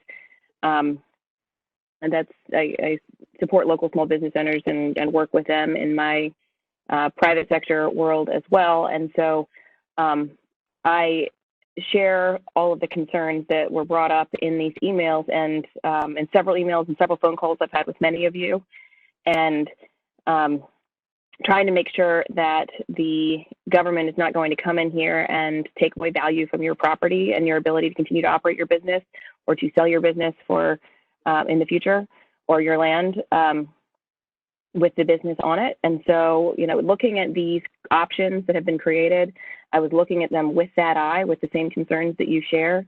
And, the future land use, its map the fundamental designation, my understanding from staff is that it will not be changed. You will still have the same future land use designation. And if you look further into some of the language, it would also just put a general policy statement that a reasonable future land use might also include housing. But fundamentally, this would not change. So I know there's been some concern that in the past that some of the comments were made that future land use designation might not really affect your business. So why not change it? Which of course, I think a lot of folks that are concerned that that might not be the case, whether you're trying to get a new permit to change some of the construction on your property, or say you needed to build a warehouse on your property or some other or something else on your property, that this would actually interfere with that. Or if you wanted to sell your business in the future, that the business and the underlying real estate might not have the same value if you wanted to sell it in the future. And so after looking into this and talking with staff, I hear concerns that what it would, number one, hurt my business or its value, or my ability to operate it or convey it in the future more than number 4 would. And I believe and I am satisfied that number 1 would not hurt your business and your ability to sell that in the future. And so that's why I seconded that motion and am supportive of it. Thank you. Commissioner Bennett. Thank you. Like Commissioner Miller just said, I also have spent hours on this project, going through the reports from staff, the reports on the internet. I've also talked to people. I've been going through emails, done some virtual meetings with people, and I'm also very sensitive to the concerns and to the comments. And I also want to say that anybody who knows me, especially professionally, knows that I'm a huge proponent of community engagement and public involvement. So that's why I try to respond to all the emails. I try to meet with people and talk to people. I understand why we have to limit comments because of our time constraints, but I just want to say it doesn't make me happy. I'm not at all thrilled when we have to cut people off. Please know that I would like to sit and be able to talk to you all and hear your concerns and your comments, but based on what I have heard already and what I have read and the conversations I had, I'm supporting option 4. Thank you, Commissioner Bennett. Any additional comments from commissioners? I do appreciate those comments. I think we all read the emails, and we do appreciate hearing from the public and take it very seriously, and feel that public engagement is very important. Part of our challenge today is that this is our last meeting to be able to hear this case in its whole. And I would encourage the public, folks that might want be able to provide additional comments, will have the opportunity to do that when this goes to City Council. So on that note, Commissioner Miller. I just wanted to also add, I know we're going to actually see what the language looks like in the next iteration. And if for some reason this specific language that comes out appears to be something that would negatively impact these small business owners and property owners, that I will oppose it at that time. Thank you. So with that, seeing no further comment, I would ask Shanitha to take a roll call.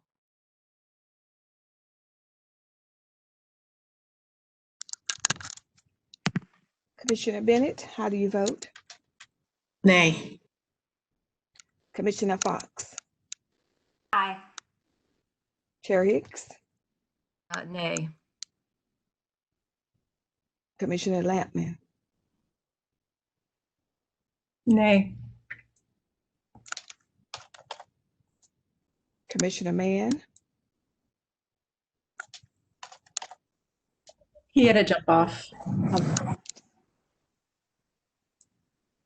Commissioner McIntosh? Nay. Commissioner Miller?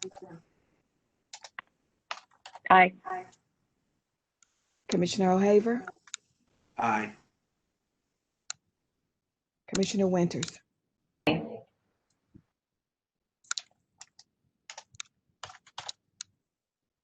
Hey, you might have to help me out here. I think that was 2 ayes and the remainders were nays.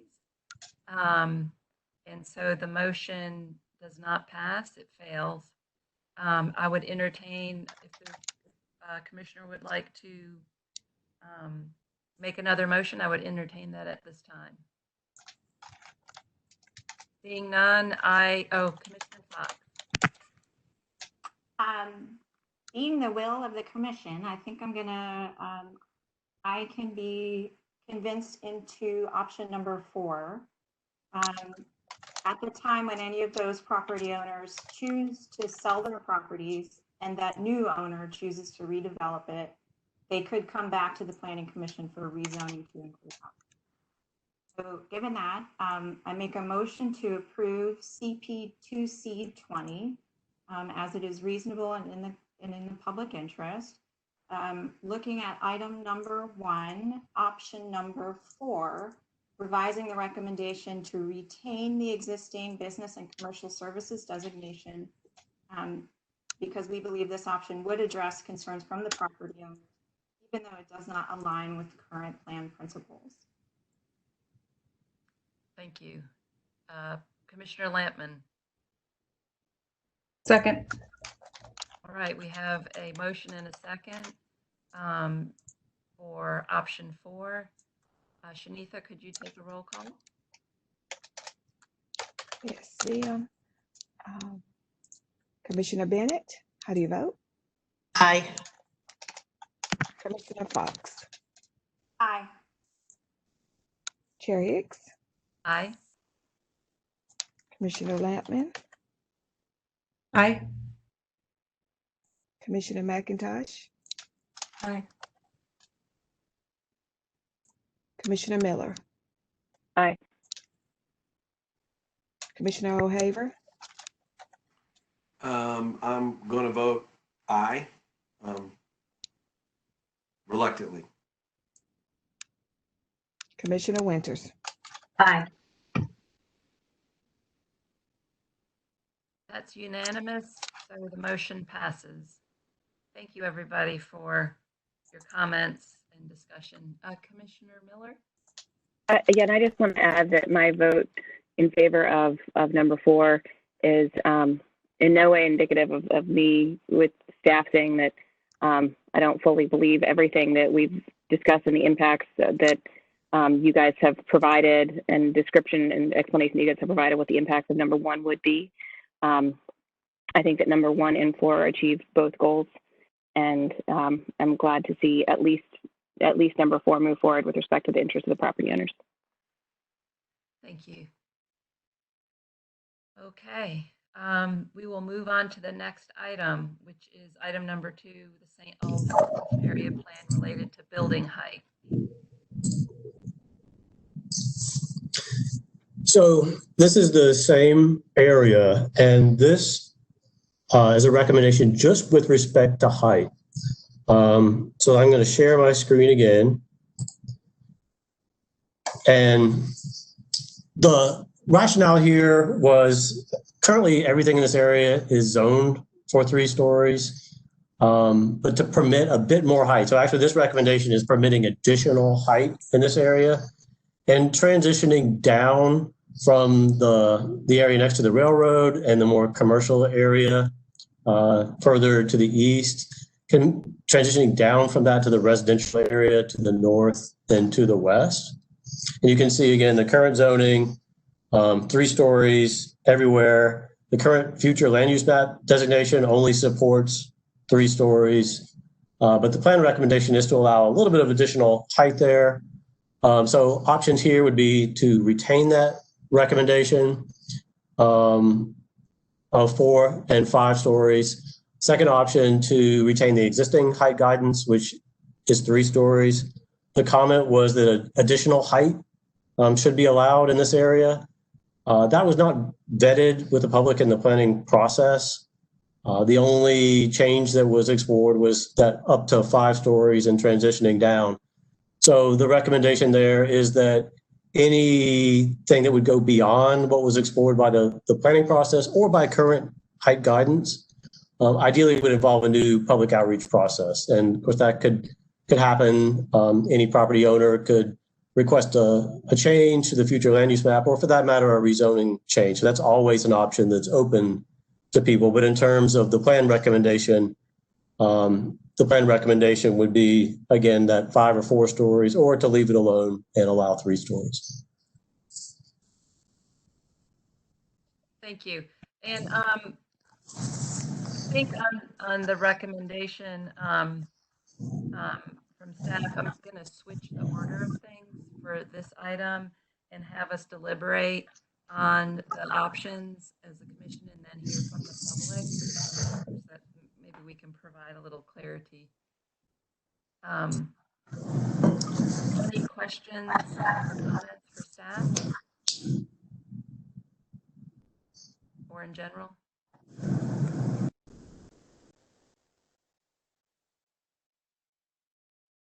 I don't see any. Okay. Well, then seeing none, I guess we'll move on to public comment. Mr. Belk, who is our first speaker? Madam Chair, our first speaker will be Miss Amy Bush. You don't care. No.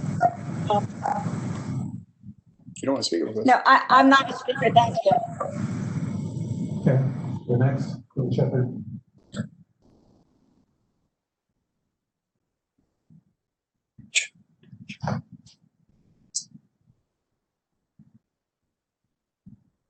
Madam Chair, our next speaker will be Dan Shepherd.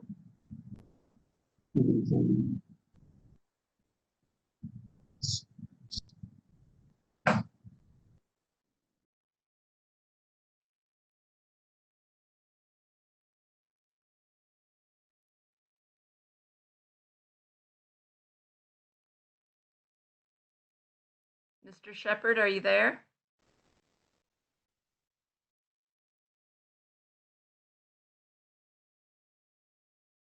Mr. Belk, we do not hear Mr. Shepherd. Can we move on to another? Is there another speaker we can move on to? We'll circle back. I did not see his number on the list. Our next speaker will be Mr. Hardy Lewis.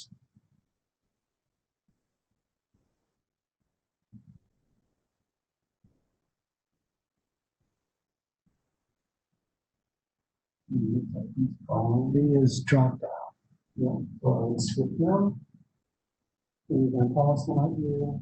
Patrick Boland. Patrick Boland is here. Madam Chair, Mr. Patrick Boland will be our next speaker. Thank you.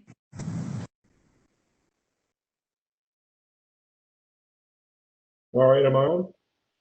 You are, and we can hear you. Great. First of all, I'd like to thank everyone for that vote that we just had. I think that's by far the best decision and renews my faith in everybody's understanding of we trying to express it. I think some of the fervor that's been involved is because we feel like we're not getting a voice, and I think that voice was heard in that vote that we just had, and I greatly appreciate that. As far as a general contractor and from a construction point of view in that general area, I feel like limitations of 4 to 5 stories is probably appropriate for that area, especially if we're going to maintain the current zoning, which is industrial and commercial, and allow that. I think in the future, if someone would go higher than that, then they could do just as we said, go in and apply for that use to try to go further than 5 stories. But I think it gives a good transition from Wake Forest Road through Duke Raleigh Hospital and back into that general area. And I think maybe possibly by opening that up into that other area where the large warehouses and things are on Wolfpack Lane and Tar Heel Drive would possibly create even more growth and community benefit there. And thank you again. Thank you. Mr. Belk, do we have another speaker lined up? Mr. Mulder? I have no further comments, thank you. Ryan Rangel, you said no. Right. Victor Campos? Madam Chair, Mr. Victor Campos. Yes, hello? You guys hear me? We hear you, sir. Okay, yeah, I just want to appreciate everyone's understanding, and I have no further comment on this. Thank you, Mr. Campos. Thank you.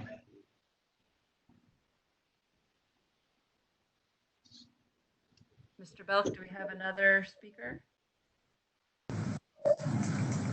Yes, Madam Chair, Mr. Chuck Valdez, let me bring him up here. Mr. Valdez. Hello? Hello? Hello. Hello? Can you hear me? Can you hear me? We can hear you. Okay, well, I wanted to say thank you for everybody voting for number 4. We really appreciate it.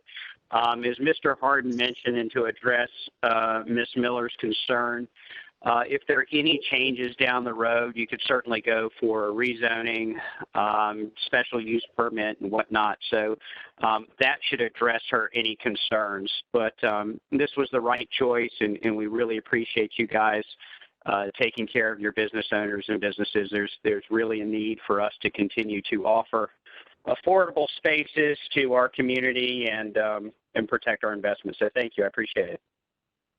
Thank you. Thank you for your comments. Mr. Belk, do we have additional speakers? Madam Chair, that concludes the speakers. Great. Thank you very much. So I would entertain a motion at this time from commissioners.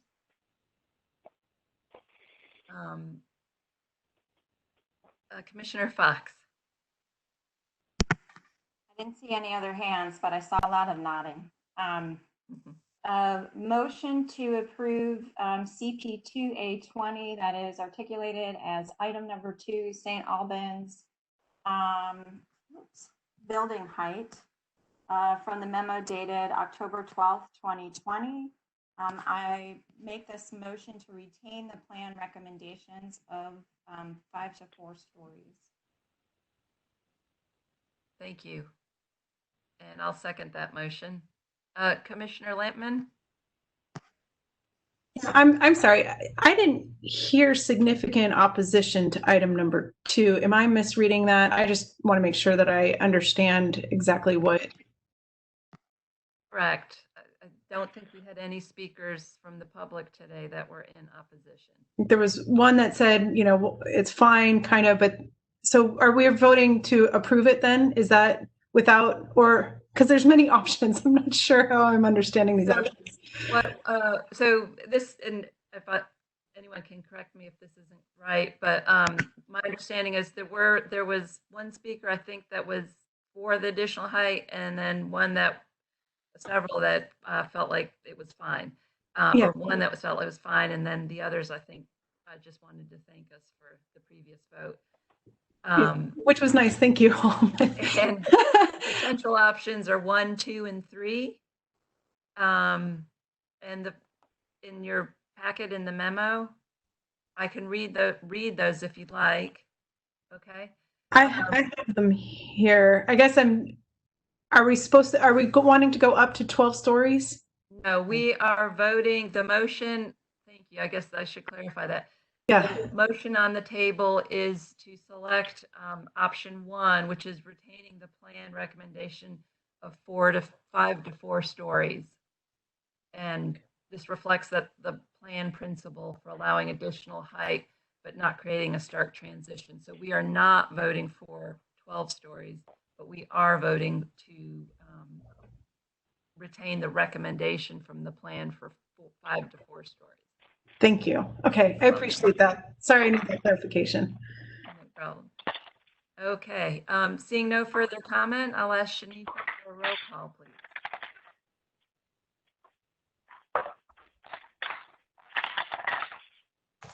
Commissioner Bennett, how do you vote? Aye. Commissioner Fox? Aye. Chair Hicks? Aye. Commissioner Lampman? Aye. Commissioner McIntosh? Aye. Commissioner Miller? Aye. Commissioner O'Haver? Aye. Commissioner Winters. Aye. All right, the vote is unanimous. It passes. Thank you very much. We will move on to item number 3, which is Six Forks Road, north of the Beltline, and this is pertaining to building height. Yes. So different plan area. The Six Forks just north of Beltline, North Hills, and the comment from the previous meeting was the 20 stories, which is the area shown in blue there. That's the original North Hills. Is too tall is the comment. The principal is allowing more housing and employment opportunities in this area. Current zoning is 12 stories in that area. So even though the existing buildings are not 12 stories, the zoning is 12 stories. Current future land use is, it's hard to see there probably, it's regional mixed use, which actually does support up to 20 stories. It's less specific than this kind of plan recommendation would get. So two options, it's pretty straightforward. Retain the plan recommendation of 20 stories, supports the principle of housing and employment options in a walkable place served by transit. Or the comment was that height is too much. Comment to revise that to reduce it to, I don't know that there was a specific number, but 12 stories is the existing zoning. So I think that would be the potentially revised recommendation. And I would note on any of these, obviously, these are just potential options outlined by staff. There's certainly other options that the commission could explore. Staff simply outline these as a way to hopefully simplify the discussion.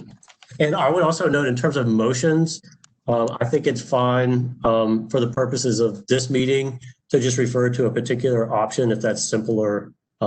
Staff is taking notes. This would come back to the Planning Commission regular meeting next week with all the references to the CP and so on. So if it's simpler to just talk about a certain option, that's fine from staff's perspective. Thank you for that. I do have one question for you. In item number 2, revise the recommendation to reduce height guidance to 12 stories. This reflects existing zoning. In that case, it would not provide any stepping down as is shown in option 1. Is that correct? No, actually, the intent would be that would still be retained, just that the maximum would be 20. The plan does have or recommend a stepping down from 20 to 12 to 4.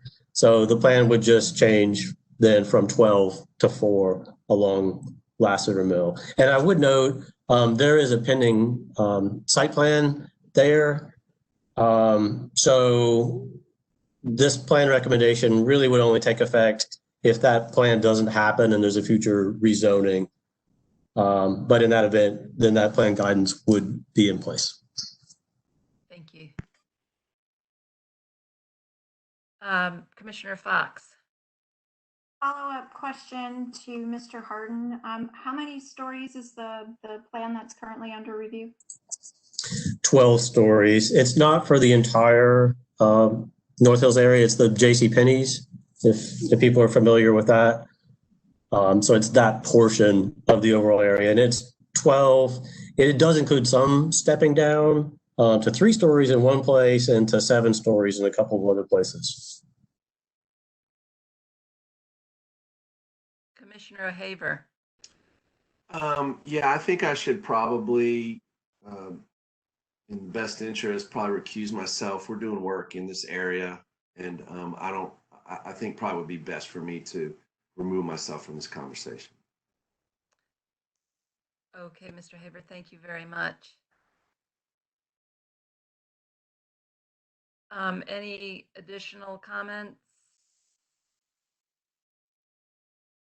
So I'm a little unclear with option 2.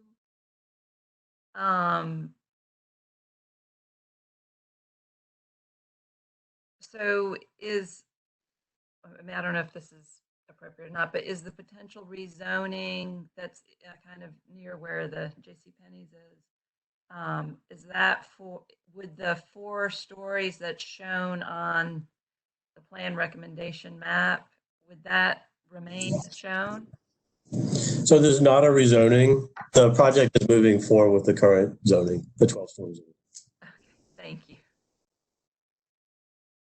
Okay, seeing no further comment, we will hear from the public. Mr. Belk, do we have some folks to speak on this?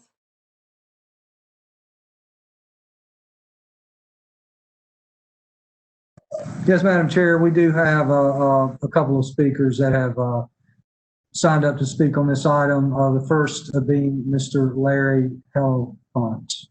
Mr. Helfont. Yes, I'm here. Can you hear me? Yes. Yes. I had a little talk, I guess, targeting for 3 minutes, but I'll try to make this as quick and sweet as I can based on the time allotted. Let's talk about John Kane's proposed redevelopment of North Hills. He did not follow the Midtown plan, and he did not provide a tiered approach to Lassiter Mill. What he did was provide a 10 or 12-story building with terraces to come down to Lassiter Mill. I don't think anybody's going to notice the terracing. They're just going to notice the size of the building. And he's doing it so that he can, in his words, utilize the unused, underutilized parking area of North Hills. Well, if you've visited North Hills, there is no underutilized parking area. On the second thought, as Gaylord Bonner has said before, John Kane has all the zoning he requires. So if he's already proposing a development of 10 or 12-story buildings, and it's going along Lassiter Mill, along the back perimeter of the property, the only thing that leaves is the open property facing against Six Forks Road. I can't see your clock. I'll just keep going here. So if you go ahead and you grant the 20 stories across the property, especially along the perimeter against Six Forks Road, 1, you won't see the internal properties in North Hills. 2, it's excessive, definitely. And John Kane doesn't need more zoning to accomplish this. All you're doing is adding more density to an already existing overdense population. That was the reason for the area plan to begin with. So I don't see why the need for 20-story buildings, which will probably be commercial, not residential. Thank you. Thank you. Mr. Belk, do we have? Yes, Madam Chair. I'm going to check with Mr. Cantor. I believe that he had Mr. James Cantor. Sir, do you wish to speak?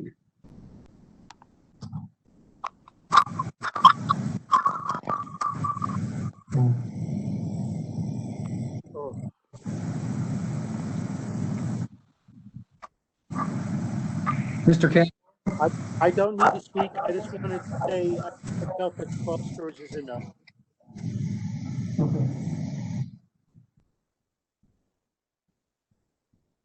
Madam Chair, we have Mr. Bonner Gaylord. Mr. Gaylord. Yeah. Can you all hear me? Yes. All right, great. And I wasn't going to speak, and then I heard my name mentioned in reverse. And I think that I would love to hear specific reasons. And it's true that we have a site plan in, and that site plan is in at 12 stories. However, that's not the decision before you all today, of course. It's a decision about future land use and what that should be in the future. And clearly our city needs dense, walkable, transit supported development to accommodate the folks who are moving here in the best way possible. And allowing that increased height will over the long period of time point the city towards guidance that supports that walkable transit friendly development. And so it's putting density where density is best applied. And while it is absolutely true that we don't have any anticipation of using 20 stories within the near future, it is the right land use designation for this parcel. Thank you, Mr. Gaylord.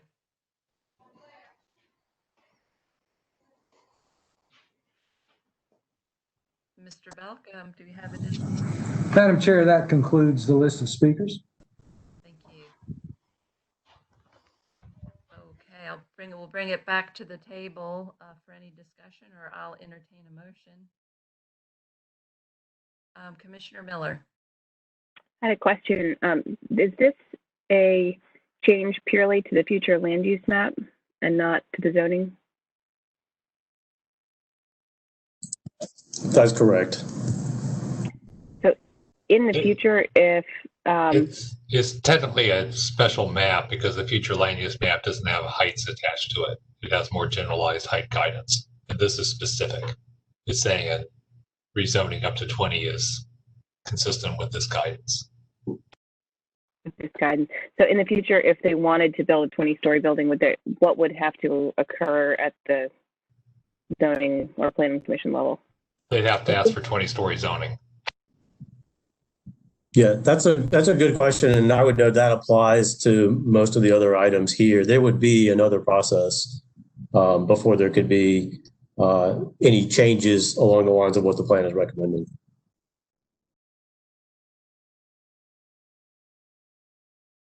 Fox. I apologize. Jason, can you remind me the height of the building across Six Forks? They are around 20 stories.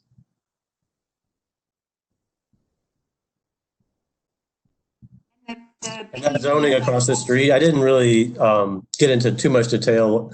Across the street, the North Hills East, it doesn't have a specific height in the zoning. It's zone planned development, but that accommodates heights of actually beyond 20 stories. But the buildings immediately across the street that exist are close to 20 stories in height.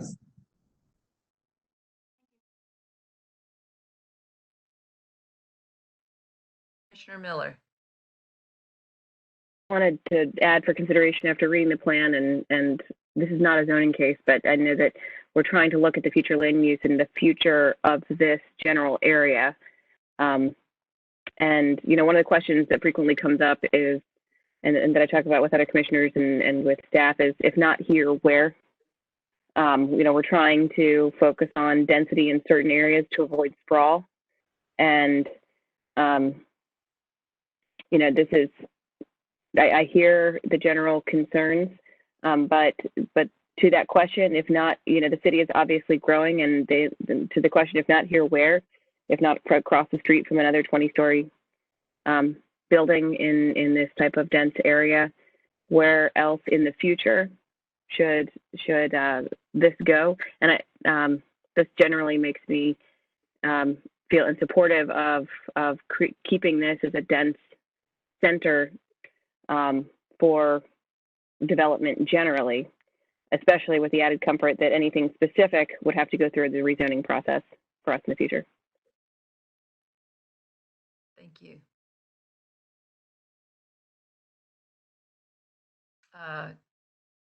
Does anybody want to entertain? I will entertain a motion. Is that a motion?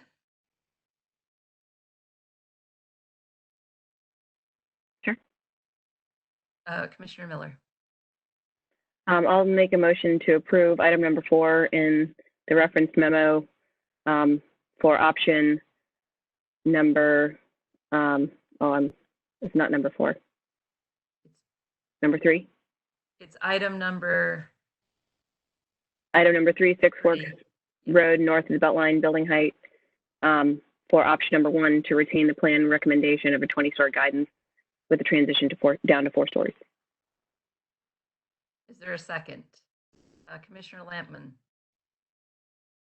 I'll second that. Any further discussion?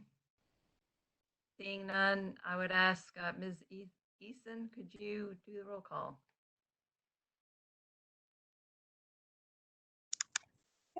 Commissioner Bennett, how do you vote? Aye. Commissioner Fox? Aye. Chair Hicks? Aye. Commissioner Lampman? Aye. Commissioner McIntosh, Aye. Commissioner Miller, Aye. Commissioner O'Haver, Recused. Commissioner Winters. Aye. The vote is unanimous and it passes. Thank you. Moving on to item number 4, Six Forks Road, north of the Beltline, related to urban form. Right. So this is, again, the same area. And this question is the frontage or how the buildings meet the street. The plan recommendation is to create a more walkable environment where buildings are close to the street, have entrances that face the street. So there is a lively street experience. The comment is that Six Forks should not have that kind of urban frontage. The existing zoning on the site that we just talked about actually does have that urban frontage. It does not exist on some other parcels along the section of Six Forks to the north. Two options here, retain that plan recommendation for the urban frontage or to revise the recommendation to specify a frontage, like a parking limited frontage that allows larger setbacks, allows parking between the building and the street, and does not require street facing entrances. Thank you. Any questions for staff? Okay, seeing none. If there's no discussion from commissioners at this time, I will ask Mr. Belk if there are anybody here to speak on this. Yes, Madam Chair, Mr. Larry Halfont would like to speak on this matter. Thank you. Mr. Halfont. Can you hear me? Yes, I would like to come back to the same issue. I was very disappointed in the vote that you just took to allow the 20-story height.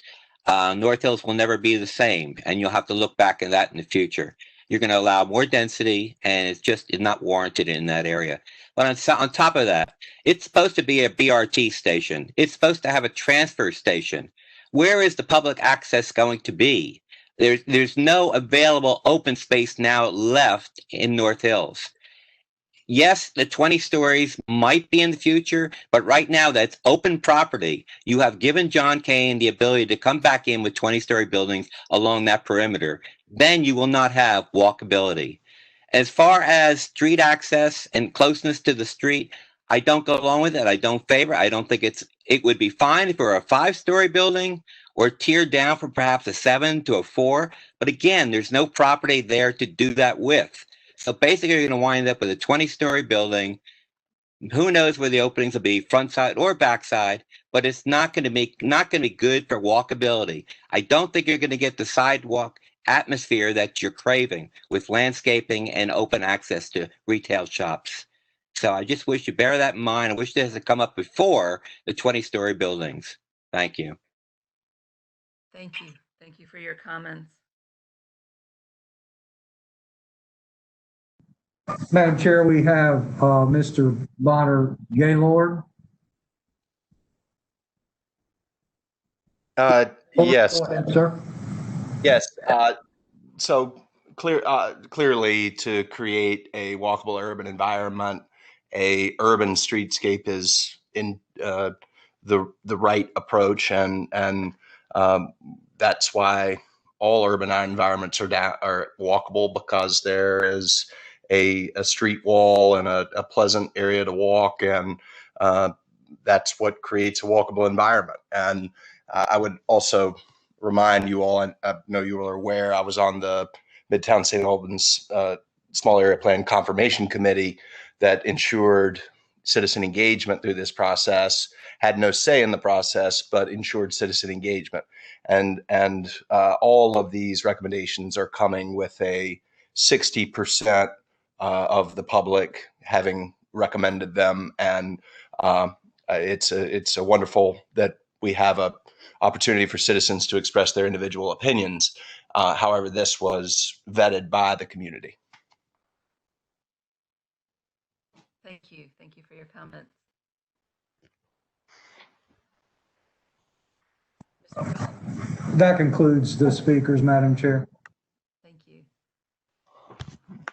And just a comment, it says here, current zoning, the area currently has a mix of frontages, including some that allow parking between the building and the street, and that the North Hills area west of 6th Fork has an urban frontage already. Is that correct?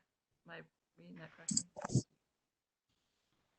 Okay, if there's no further discussion, I would entertain a motion. Commissioner Lampman. Sorry, I just have a question. In terms of, I just wanted to get clarification. There was something said about transit station not being there and should be there. Can anybody from staff speak to that particular comment? I can speak to that. So this is an area where 3 high-frequency bus lines are going to converge. And when I say area, I mean this general area. That actually underlines a lot of the recommendations here for walkability and allowing more housing and employment, because it's a place where probably outside of downtown, this will be one of the highest levels of transit that we have in the city of Raleigh. And our plans to create a transfer station, so people transferring or waiting have a really nice facility. There will be room for that. The exact location is to be determined. It will involve a search. It doesn't have to be directly on 6 Forks Road. There's other alternatives. And in fact, if you think about Go Raleigh Station, it's kind of wedged in the middle of a block, and it works really well. So there certainly will be some opportunities to find a location for that station. Okay, thank you. And just one more question. So again, I apologize for needing clarification. So option number 1 was your original proposal, and then option number 2, though, is that your is that an additional analysis in seeing how we could create greater consensus? So is option number 2 something that is appealing to everyone? I'm not going to say everyone, but was that like a consensus or a concession of some sort?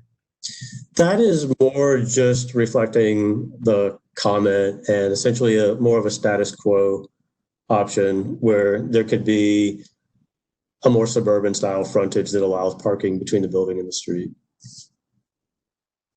But the recommendation is still with option 1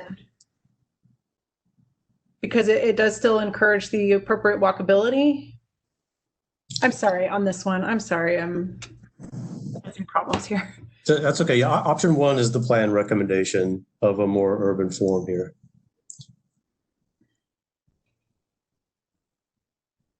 And what do you see as problems with option 2? Given that we just approved 20 stories, what problems do you see with option 2? It's a generally less supportive approach for walkability. If you think about places that are more comfortable for pedestrians, generally there's not parking between the building and the street. You have entrances that face the street. Okay. It's a way to provide that level of comfort. And that's generally the type of frontage in zoning or frontage guidance that's in place in the parts of the city where we hope and see the highest levels of walkability. So, I mean, to be clear about it, if we don't have an urban frontage here, what we probably have is something that encourages the parking limited frontage. The parking limited frontage kind of looks like what's currently on the North Hills block north of Laster Mill Road, where you've got a limited amount of parking between the street and the front of the building, but the building is set back. And so there's a bit of a longer walk from the public sidewalk on the street to the front of the building. Urban frontages don't allow any parking at all between the building facade and the sidewalk, and they have some stronger requirements for street-facing entrances and the like. That's the other thing about it is that urban frontages allow you to take advantages of parking reductions in the code that are not available in any of the other frontages. So if you want to build a mixed-use building and take advantage of the lower parking requirements, you have to be in an urban frontage to do that, or you have to be downtown or in a TOD. So, Commissioner Lampman. So one of the things that I think is pretty critical about on the other side, so if I go to dinner out over there, it's like Cowfish, right? Like to get to parking, I have two, whatever, if they are 20-story buildings with probably 5 or 6 stories of parking available there. How does that all come into play?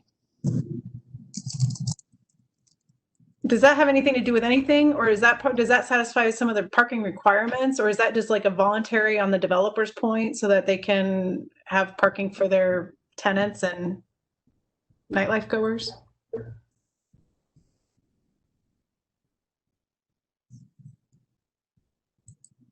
I apologize. Could you repeat that question? Yeah, please. So the parking on the other side, like where Cowfish is, if they've got the two buildings where they've got 5 or 6 stories of parking within there, does that contribute to is that zoning required, or because I think that's a huge, that's very needed in that area and it's used. I know that people struggle to find parking, so I'm just trying to understand. I see. It wouldn't limit the amount of parking that can be provided at all. It's more about the location of the parking. In this area, it is much more likely that what you would see is what you're referring to on the other side of 6th, that it's in a more urban form, structured parking, and likely, at least in many areas, wrapped by more active uses at the ground floor. So it wouldn't say that parking can't be provided. It's just that it would be provided in a way that's more supportive of a walkable urban.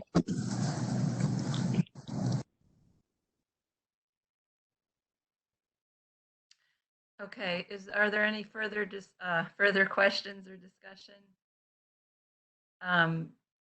Seeing none, I will make the motion. Bear with me.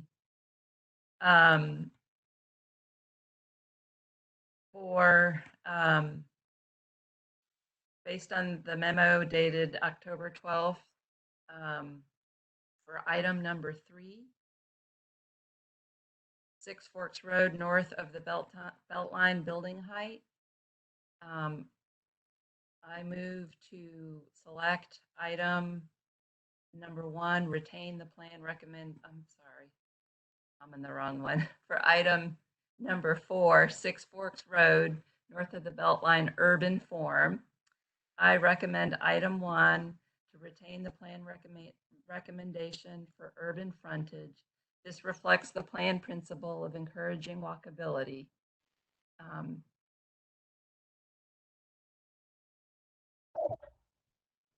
Commissioner Fox. Second. Any further discussion? All right, seeing none, I would ask Ms. Eason if you could take roll call, please. Commissioner Bennett, how do you vote?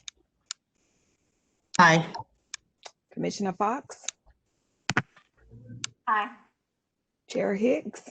Aye. Commissioner Lampman? Aye. Commissioner McIntosh? Aye. Commissioner Miller? Aye. Commissioner O'Haver?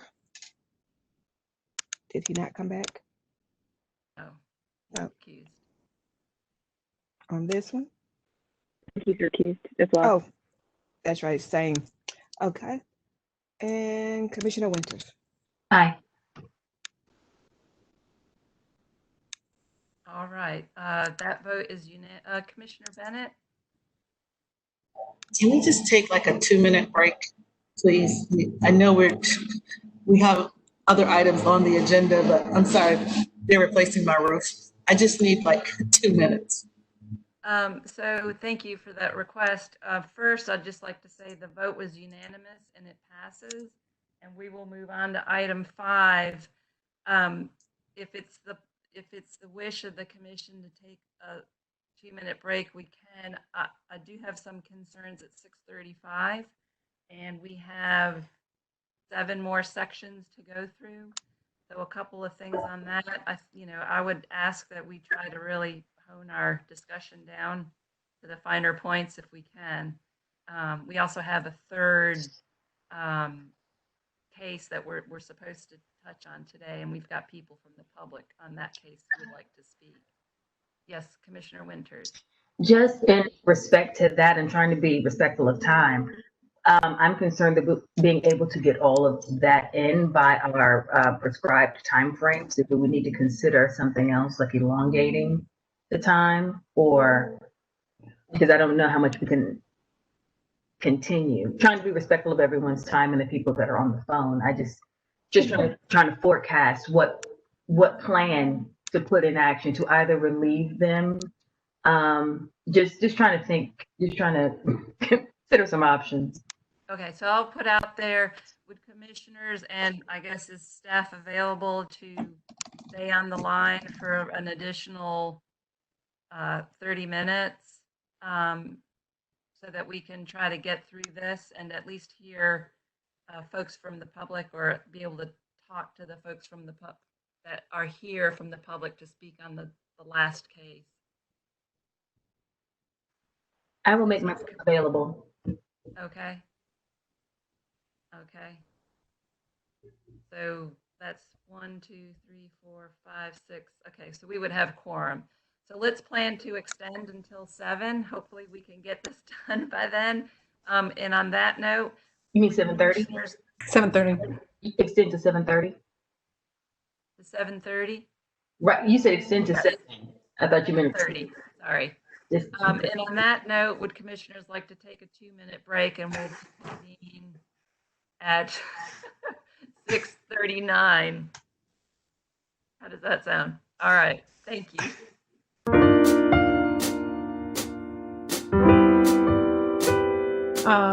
Just wanted to ask another clarifying question. So we're talking about downtown South tomorrow, correct? No? We are. And what I would like to do, and maybe staff, you can help guide me through this. I'm wondering if it would be a good idea to see who from the public is here to speak, and if they can come back tomorrow and speak then. If there's some folks that can't do that for whatever reason, it would, I think, be useful to give them the opportunity to speak this evening. That might be good to do now rather than making them wait a whole hour just to tell them we don't have time. So I'm hopeful that folks can come back tomorrow and have, you know, a better space for us to hear them and be able to hear them speak.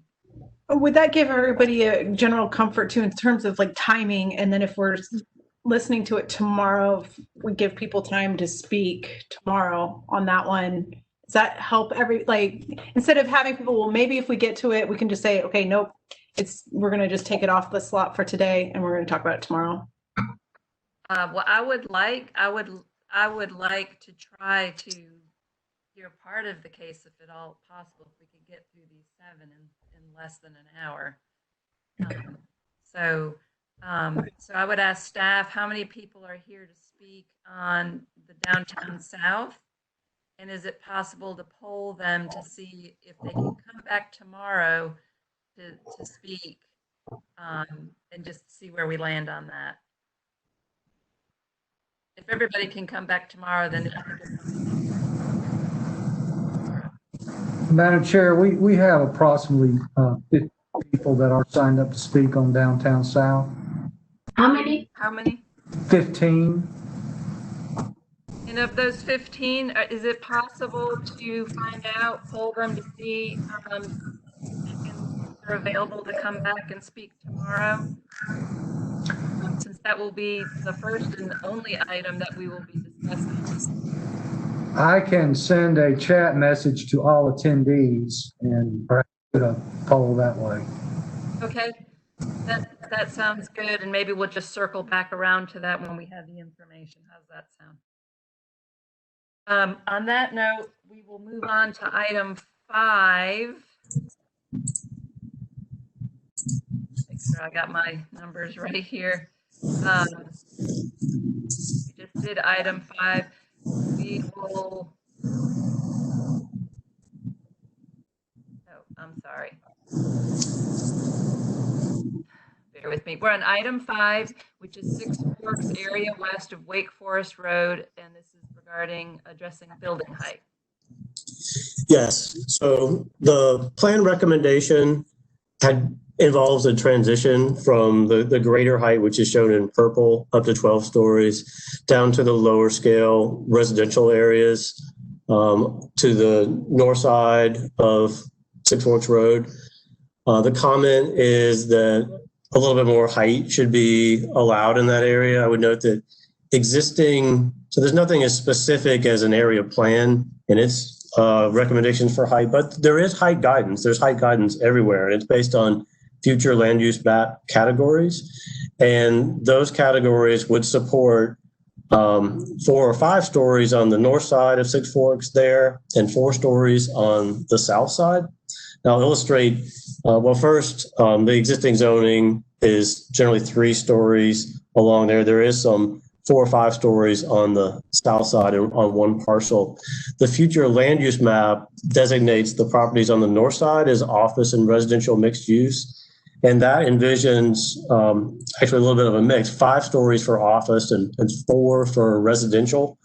And then on the south side, there's medium density residential, and that envisions up to 4 stories. So that's what shaped these potential options here. So one would be, and again, the thought process was to look for options that both address the comment and still were in line with the overall direction of the plan. So option 1 does do that. That's the one you see there and in the memo. So to revise it to essentially allow the existing height guidance to control, it still does provide a transition to those lower scale areas. Option 2 would be to retain the plan recommendation for 3-story height. And option 3, I think we may hear from a commenter at one meeting mentioned up to 7 stories. And so for that, because that's not envisioned in current guidance and wasn't vetted in the planning process, I'd return to what I mentioned with respect to the St. Albans Bush area. If there's something that goes beyond that, ideally should involve a new process. And of course, that's open through a rezoning or future land use map amendment at any point. So that's what I have on that option. Thank you, Mr. Harden. Any questions or comments for staff? None.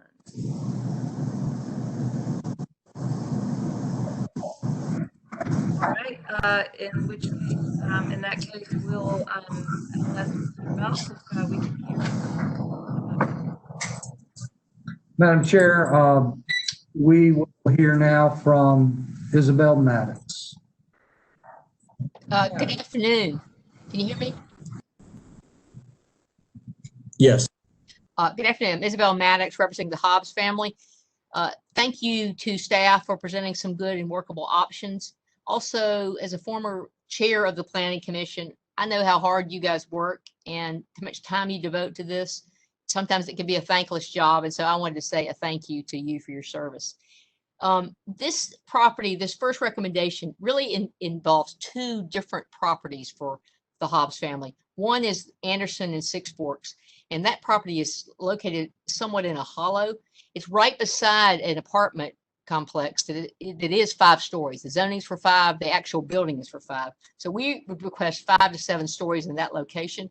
We'd also ask that you change the designation from medium density residential to office and residential mixed use, because that area is a cluster of a combination. There are some apartments, there's also significant office. There's medical office and also traditional office. On the other parcel that we're talking about is lower down on Six Forks, closer to Wake Forest Road. And let me go back. So on Anderson, we're proposing that you go with option 3 to go with 5 to 7 stories, office and residential mixed use. On Six Forks and Plantation, which is a little bit closer to Wake Forest, we are saying please recommend 4 to 5 stories. That would be option 1. And I'll preserve any time for any kind of questions or further comment. Thank you, Ms. Maddox. Mr. Belt, can you introduce the Another speaker, please. Madam Chair, I believe that concludes the speakers. Thank you. Do you have Greg Hobbs or Rose Daniel on the line? They were in Houston, but they were on by phone and they wanted to speak. I don't know if they're still on.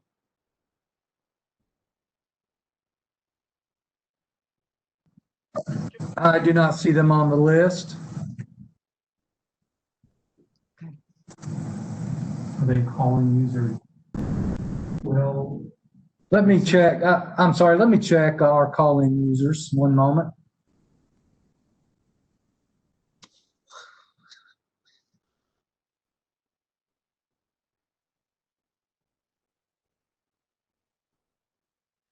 Ms. Maddox, are you still on the line? Yes. So, you were proposing to change the area that's at Anderson Drive to office residential mixed use rather than Medium density. what's that? It's medium density residential Medium right density. now, but it really doesn't reflect what's there or what should be there in the future. I think there's a combination of uses there now. And the parcels that are on the other side of Six Forks, are you also requesting that be office and residential mixed use? Well, that already is office and residential mixed use. Oh, sorry, I'm looking at the wrong map. Yeah. All right, thank you. You're just looking to expand that. I'm sorry. Yeah. Madam Chair, I believe those callers have dropped off. We're not finding any listing. Okay, thank you. So I will bring it back to the table for further discussion, or I will entertain a motion.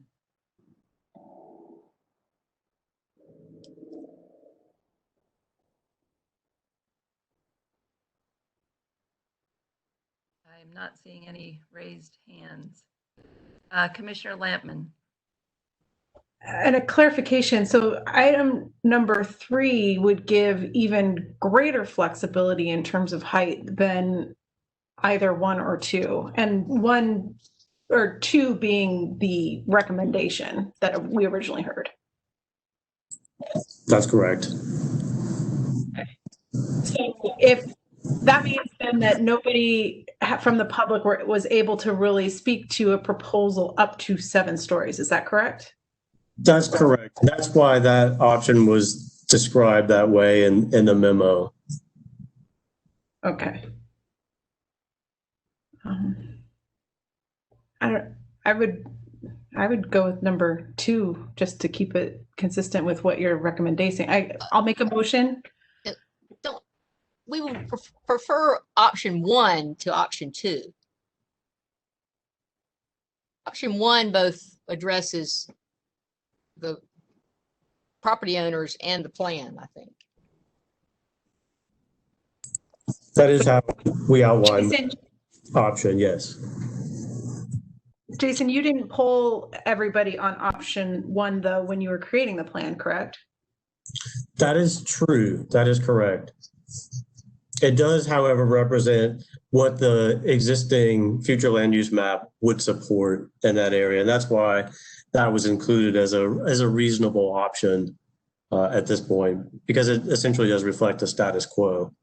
And I would also want to mention for this and also the next item, I think the specific comment is about Hobbs properties, but staff is looking at this as a little bit more broadly as the area rather than just a property here and a property there. I sort of think that medium density residential, I would personally like to see that go to office and residential mixed use, mostly because that's kind of what exists now. And so I feel like that would be a more appropriate designation. I additionally would support the recommendation of 4 to 5 stories. That's in recommendation 1. I think there's kind of a mix of height there, and that sort of captures the middle. And 3 seems like it might be bringing some of the height down that already exists. Commissioner O'Haver. Yeah, I would just like to support that. I'm familiar with that corridor, and it seems that option 1 is reasonable. And so I just wanted to comment that I agree with you on that. Commissioner McIntosh. I was wondering about Ms. Maddox's request about having the zoning near Anderson being 7 stories, because I mean, I think she mentioned there's a dip in the grade there. So is that, I guess when she was describing it, it seemed reasonable to me. I don't know if what the planning department thinks about that.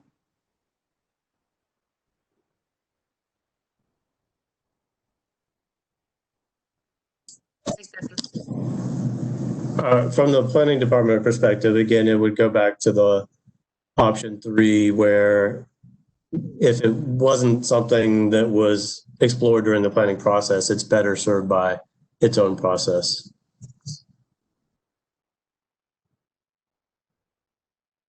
Commissioner O'Haver. Jason, can you pull that back up and point that out again? I'm trying to find it on Google Earth to make sure I understand what we're talking about. Yes, I can.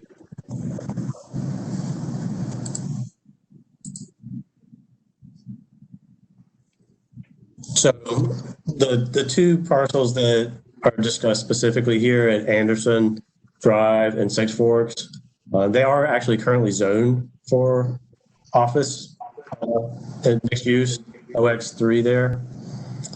And that's the request is to change the future land use map to reflect that.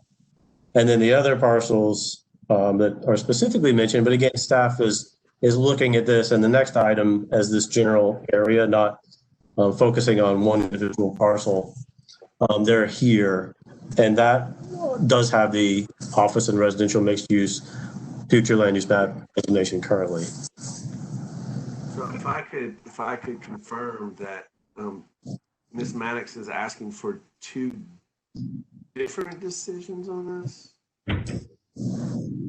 Yes, I was asking for more height at Anderson because our property does dip down a little bit, and we're right beside an existing 5-story building, and we're lower than that. But also changing the future land use designation to office residential mixed use, and then lower down on Six Forks when you get closer to Wake Forest, those properties we're asking for just 4 to 5 stories in height. Got it. Well, Isabel, can I ask you, is the request for that area on Anderson because of the way we currently measure height? Because we have text changes in place right now that that will change the way we measure height. Because again, I know you and I have dealt with many projects where we're struggling with the way we currently measure height as far as the UDO defines it. Well, that could be a factor, Brian. I would say, though, that this property, when it's previously been developed, has been graded down significantly. So it's significantly lower than the neighborhood that it backs up to. It does back up to residential, but it drops, maybe 1 to 3 stories in height. Jason, change your screen.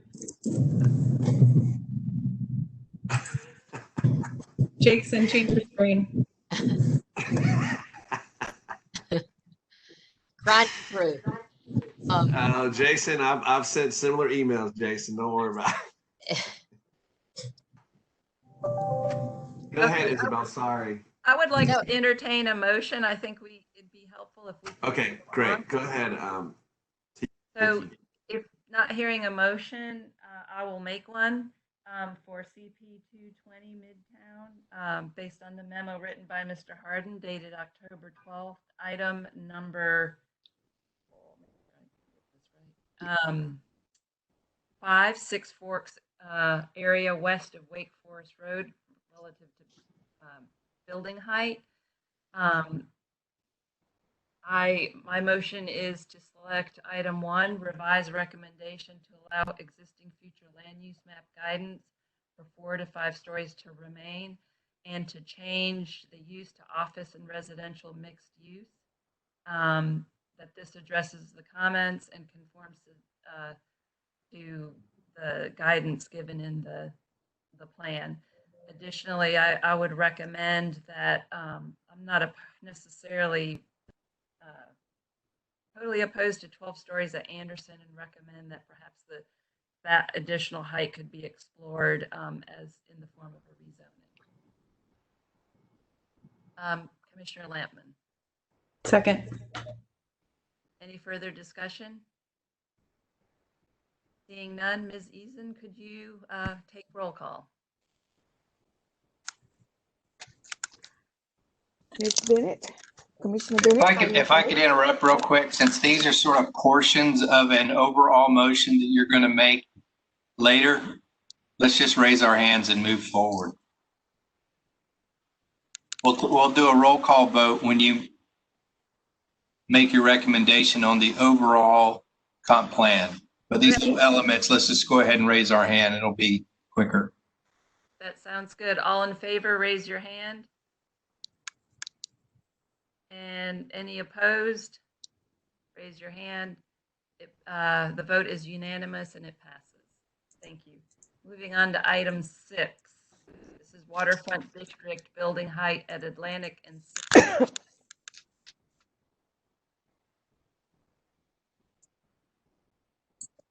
Okay, waiting to be able to share my screen. Can you provide me with the screen sharing ability? I'll go ahead and talk through this. It's similar to the previous one. Also, Hobbs has specified a particular property where they would like to see some additional height allowed. So it's outlined here. And actually, again, like the previous one, staff suggestion is to take this comment a little bit more generally and not apply it only to one property, but also to similarly situated properties. So the plan recommends up to 7 stories, between 5 and 7 stories.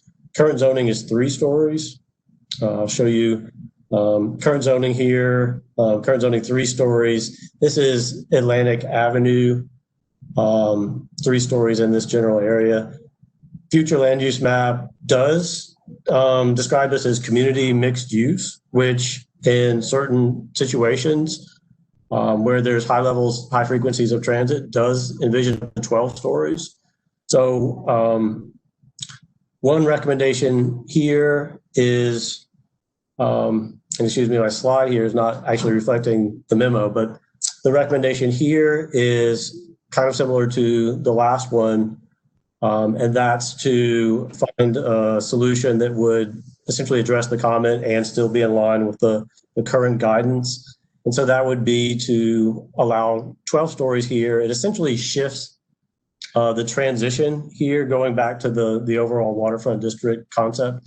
It essentially just shifts that transition from 12 stories, 1 block to Atlantic Avenue, 1 block to the east. And so that would be one option. The other option would be to simply retain the plan recommendation of 5 to 7 stories. And I believe Ms. Maddox has to speak on this as well. Thank you. How many people do we have to speak on this particular item?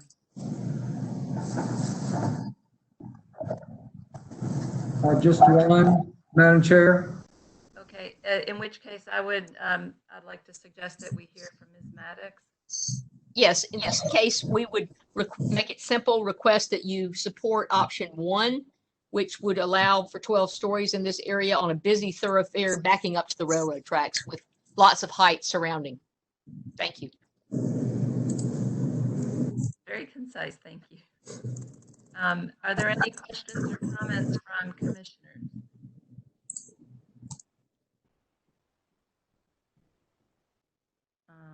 Seeing none, I would entertain a motion. Okay, I will make a motion. Planning Midtown, based on the memo by Mr. Harden dated October 12th, item number 6. I make a motion to approve item 1, revise a recommendation to permit up to 12 stories along Six Forks Road and Atlantic Avenue south of Six Forks, reflecting planned frequent transit. This, in effect, slightly will shift the height transition area to the east. It does address the comments and conforms to the status quo height guidance in this area. Do I have a second? Commissioner Lampman. Second. All right, any further discussion?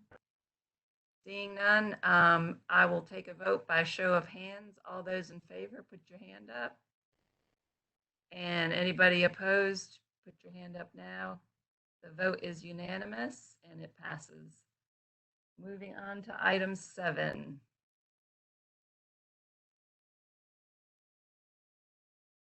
Waterfront District Urban Forum.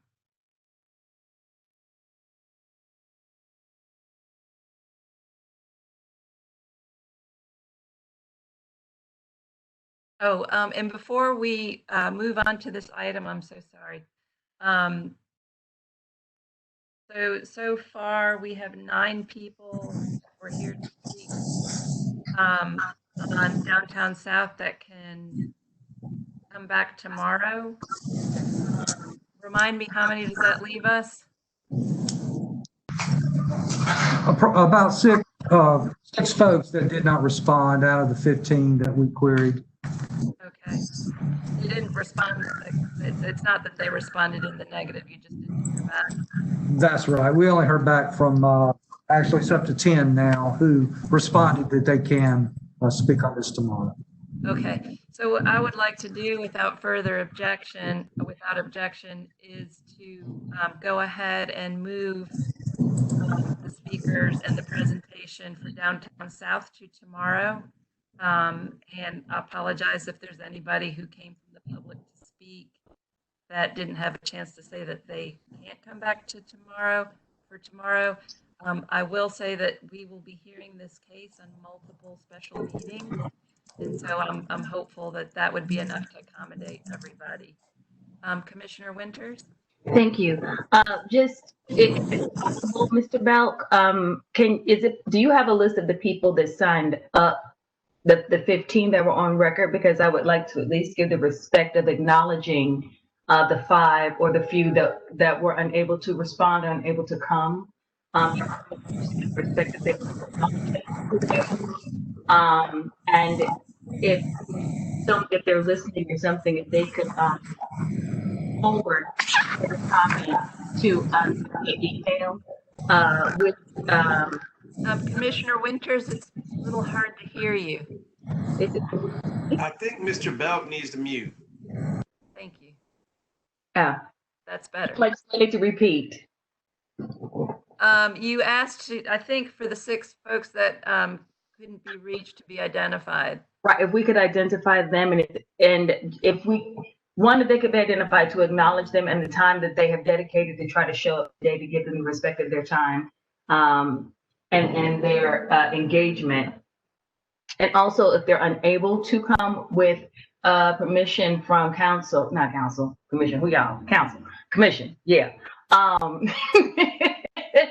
If they could write out what they want said, that just again out of respect for their contribution, if it could be read or paraphrased just tomorrow, again, just to give respect to the 3 hours that they have been waiting in queue to speak. If we could give them priority tomorrow too, I think that would be nice. Right, but if we're talking about those who can't come back tomorrow. Oh, sure. So I'm just saying. Everybody has priority tomorrow. That's just my request. Yes, we will notify everyone that had signed up to speak on Downtown South and let them know this will be heard tomorrow.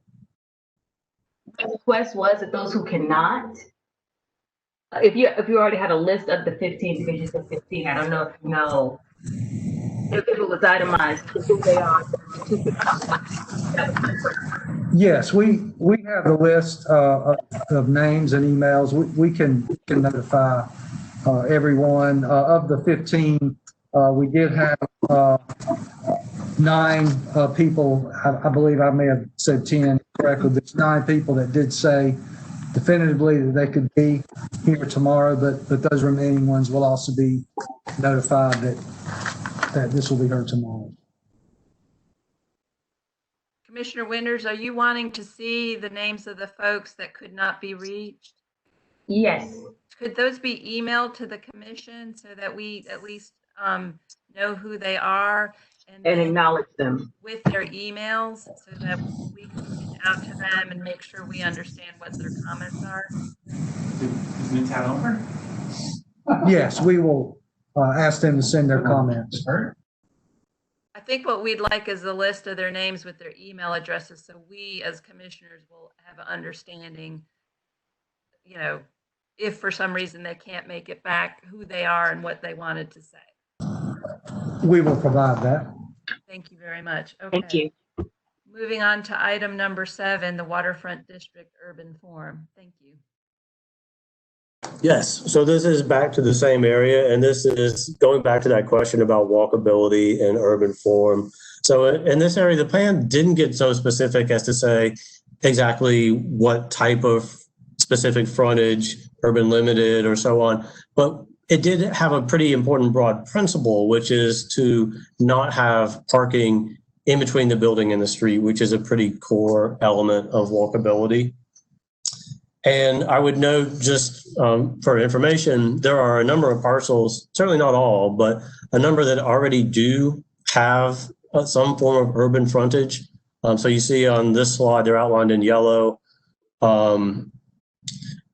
Green frontage is one. There are a couple different types of frontage, but the overall principle that, again, there not be parking in between the building and the street. And so the recommendation is for that entire district, which is where, or at least one of the areas where the plan sees a lot of activity, there's a lot of transit and investment, and wants to support that investment with some walkability. So 2 options. One, retain the plan recommendation. It still allows for some choice of different frontages from a potential zoning applicant, but would say that there ought not to be, whatever the specifics, ought not to have parking between the building and the street.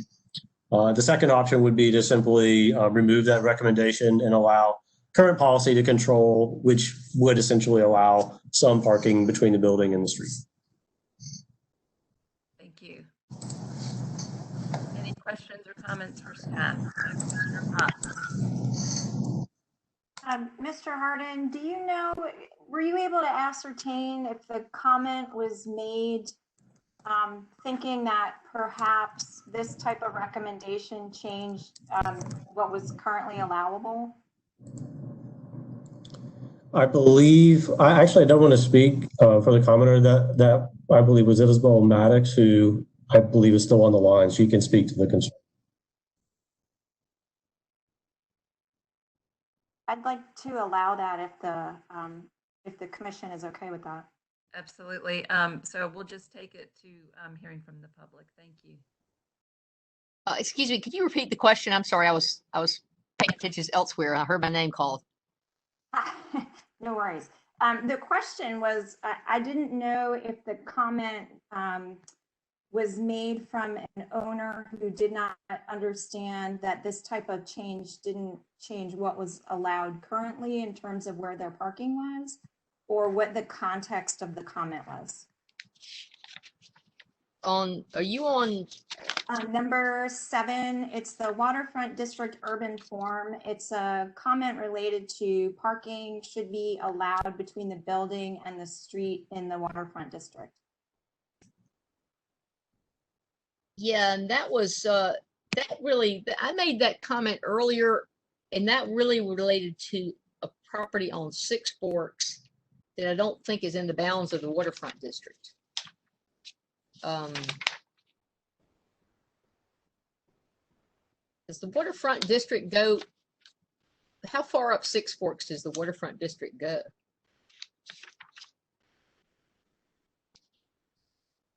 So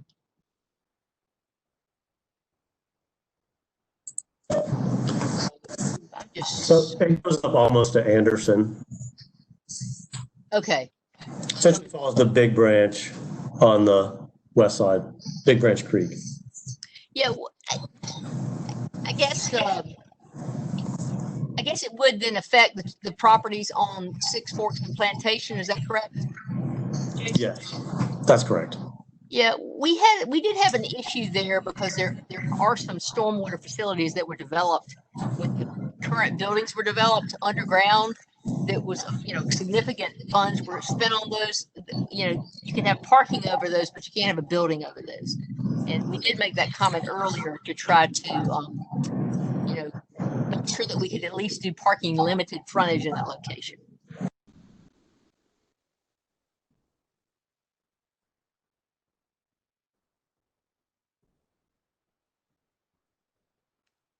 I think we lost. Did we lose you, Ms. Maddox? Oh, do you not hear me? You're here. You're there. Did you hear? Quiet. Thank you. Did that answer your question, Commissioner Fox? That does, thank you. And I would note from a staff perspective, this is a question that would come up only in the event of a rezoning. The city is not proposing to apply this zoning requirement unilaterally. So if these properties did come in for a rezoning, and if there's a specific constraint that exists that would prohibit a more urban frontage, then that's certainly something that can be explored in the context of a rezoning. If there's some specific reason why that couldn't be accommodated on the site. But the general plan guidance, though, would still apply throughout the district. Thank you for that clarification. Do we have any further comments or questions from commissioners? If not, I will entertain a motion. Seeing no hands, I will make the motion. CP 220 Midtown, based on the memo by Mr. Harden dated October 12th. Item number 7, Waterfront District Urban Form. I move to accept option number 1 to retain the plan recommendation of no parking between building and street, which is urban frontage. That this reflects the plan principle of encouraging walkability. Commissioner Fox.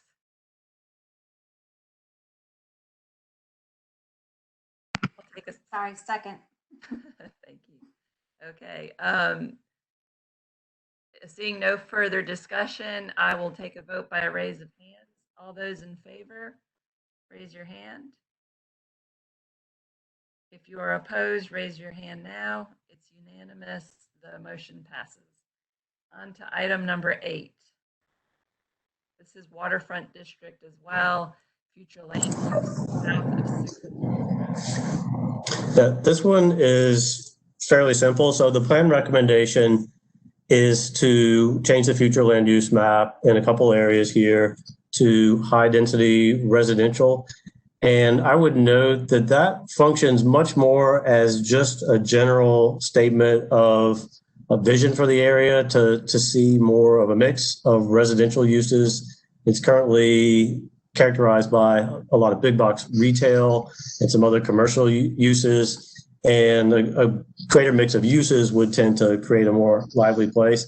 Practically speaking, though, there's not a lot of difference between that plan recommendation, especially in the existing future land use recommendation, because the property is already zoned community mixed use 3 stories. So if the desire on the property owner were in the future to rezone for more height, then that would be supported either way.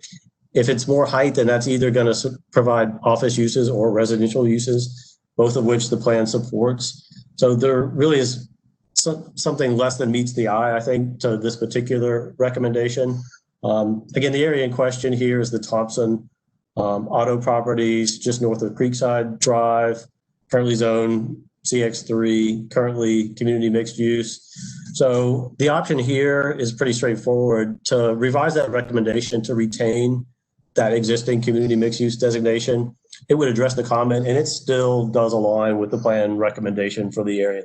It doesn't send that message quite as clearly that residential would be desirable, but the effect is essentially the same. The second option would be to retain the high density residential that's in the plan recommendation. Thank you, Mr. Harden. Do we have anybody to speak on? Yes, Madam Chair, Mr. Thomas Worth. Mr. Worth, go ahead, sir. Tom Worth.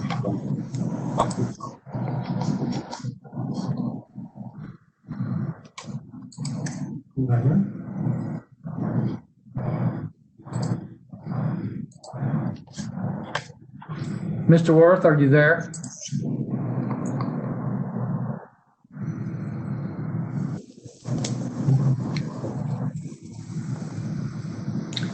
Madam Chair, he's showing up on the list, but he's unable to connect. He doesn't use himself.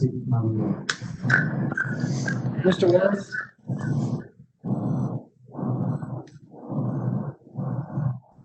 Commissioner Miller, did you speak while we're waiting?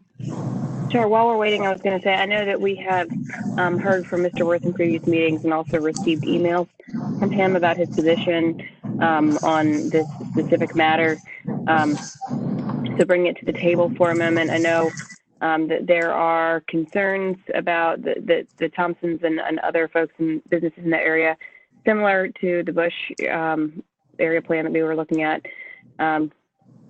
They're concerned about changing the future land use designation, how that might affect their existing business operations, and if they need to obtain any additional permits, and then also their ability to convey their business attached to their real estate in the future. So for the similar reasons that we applied to the first item on this memo, I am in favor of option number 1, revising the recommendation to retain the existing community use mixed use designation. Is that a motion? If we're entertaining motions right now, I will make that motion as well. For item number 8 on the reference memo, to approve option number 1 to revise the recommendation to retain existing community mixed use designation. And a second? Second. We have a motion and a second, and I thought it was appropriate to go ahead and make a motion that reflect comments that Mr. Worth.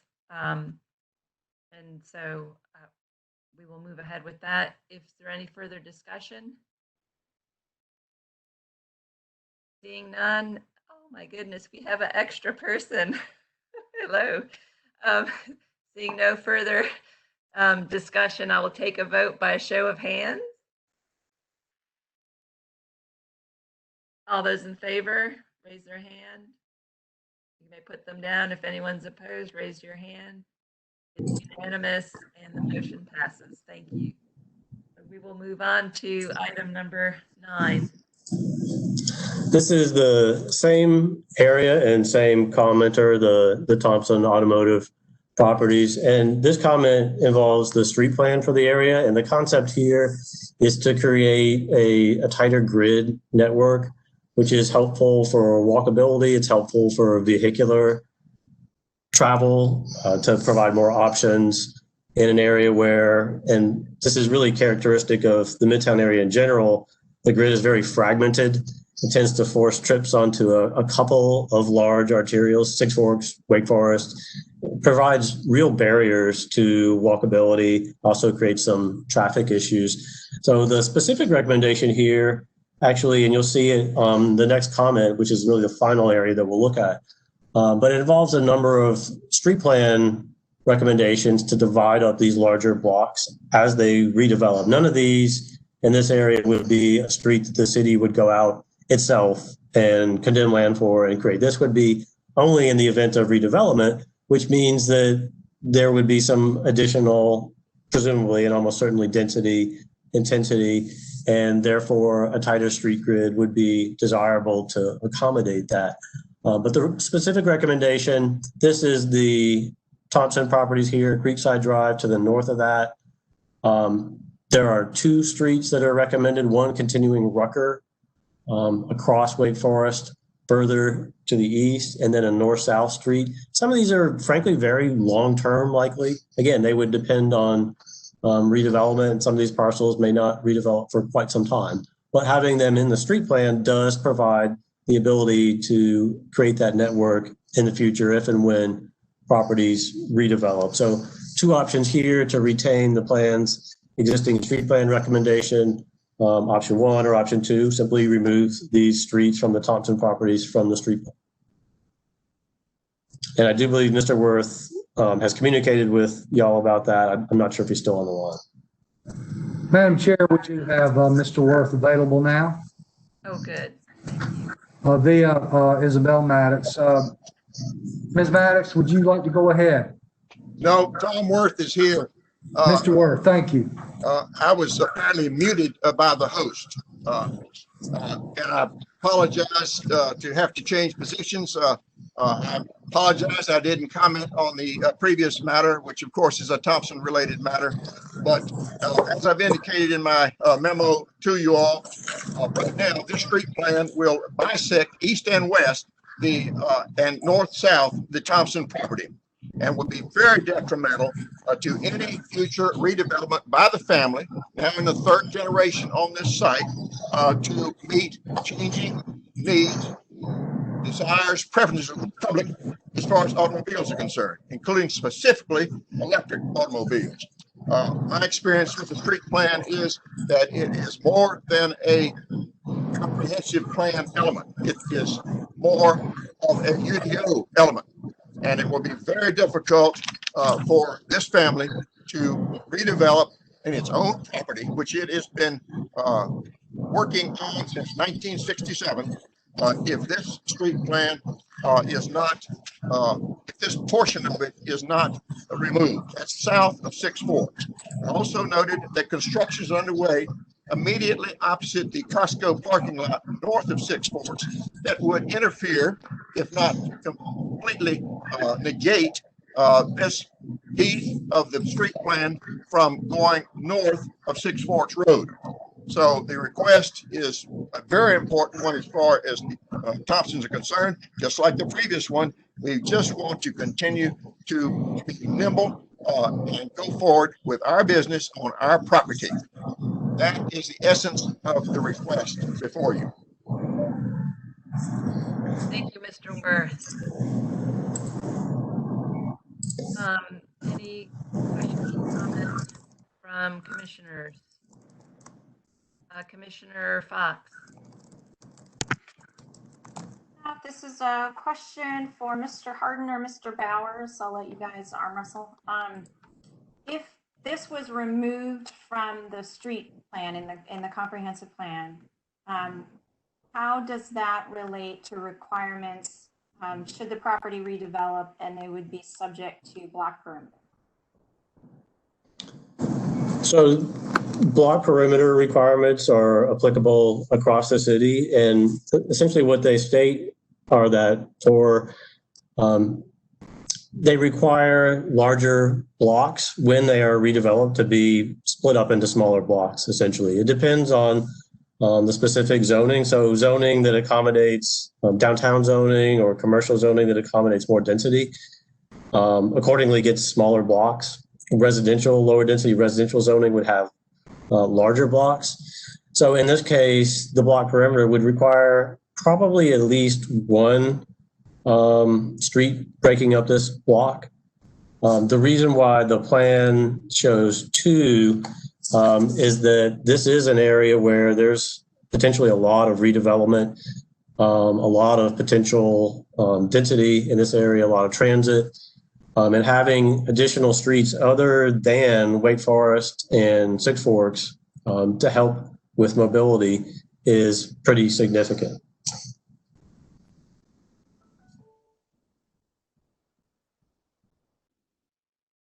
Thank you. Any additional comments? Actually, I was just going to add to that. There are the block perimeter standards do exempt properties that are under a certain size threshold. And so it would partly depend on how much of the Thompson property were to come into play.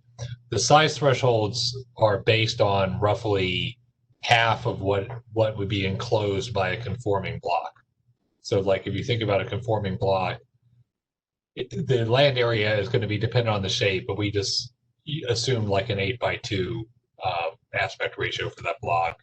And what was the area of a block that met the block perimeter? If you were under half that size, you didn't have to meet it, with the idea being that it was too onerous to impose a new street on a small property. So without seeing specifics, it's hard to know whether any individual development plan here would be tripped up by block perimeter. But if it was something as the size of like the entirety of the one half or the other of this auto dealership property, it would probably be big enough that it would implicate block perimeter. Thank you. Commissioner O'Haver? Yeah, sorry. Again, I struggle with just raising my hand and not just being able to speak. I certainly have my opinions, and I've shared with staff just in my own personal projects, but seeing as how I have a project within this designated area, I feel like it would be appropriate for me to recuse myself, and I'm sorry I have not done that earlier. I just didn't want to. I got reprimanded at one of the other meetings for just speaking up and not raising my hand, so I'm trying to follow the rules. So I'm going to recuse myself with no objection, and we'll come back afterwards. Thank you, Commissioner Haver. I appreciate it. Somebody else had their hand up, I believe. No? Okay.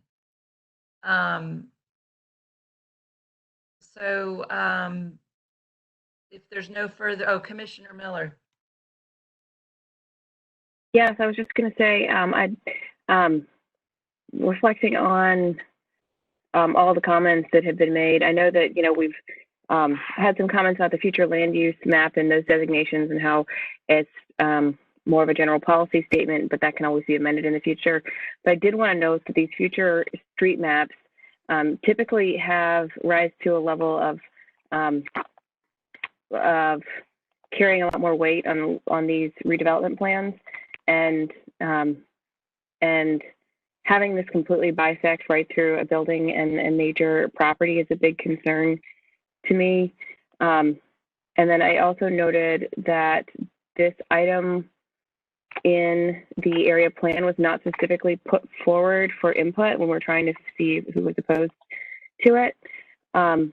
This was something, so the feedback was not necessarily solicited on this item. So with this, and I know Mr. Worth has represented clients with other projects that have had issues with the future street maps that have greatly impacted the value and development and redevelopment of those properties as well. So he has personal experience with how this can impact that property owners. So given sort of those combination of issues and the long history of the small business owners that have invested in this area, I'm in favor of removing this item from the street plan. Thank you. Was that a motion? And I would like to make a motion on item number 9 in the referenced memo to approve option 2 to remove the street from the street plan. I'll second that. Any further discussion? Seeing none, we'll take a vote by raise of hands. All those in favor, raise your hand. You can put your hands down. Anybody opposed, please raise your hand. We have one opposed, Commissioner McIntosh. So it's not unanimous, but does pass. On to item 10. I'm assuming everybody's okay to stay on until we get through the next 10, 11, and 12. Tika, what's quorum? With quorum? Yeah, what do you need for quorum? We need 6. 6? Would anybody be opposed if I left? Go on. Thank you very much. All right, thank you. We'll see you tomorrow. Thank you, everyone. Bye. And I have lost my childcare for now, so I will do my best with a 5-week-old and a 3-year-old in the room. But I might have to drop off at some point. Completely understand. Item number 10, waterfront district. Yes, sorry. First, I would note the staff, by the way, really appreciates the time that the Planning Commission has put into this. We realize it's been a lot to work through. The last comments are on the same area. This is a certain portion of the waterfront district on the north end of Industrial Drive, just south of 440. I would note there's a pending rezoning involving this same area. Hasn't come to Planning Commission yet, still under staff review.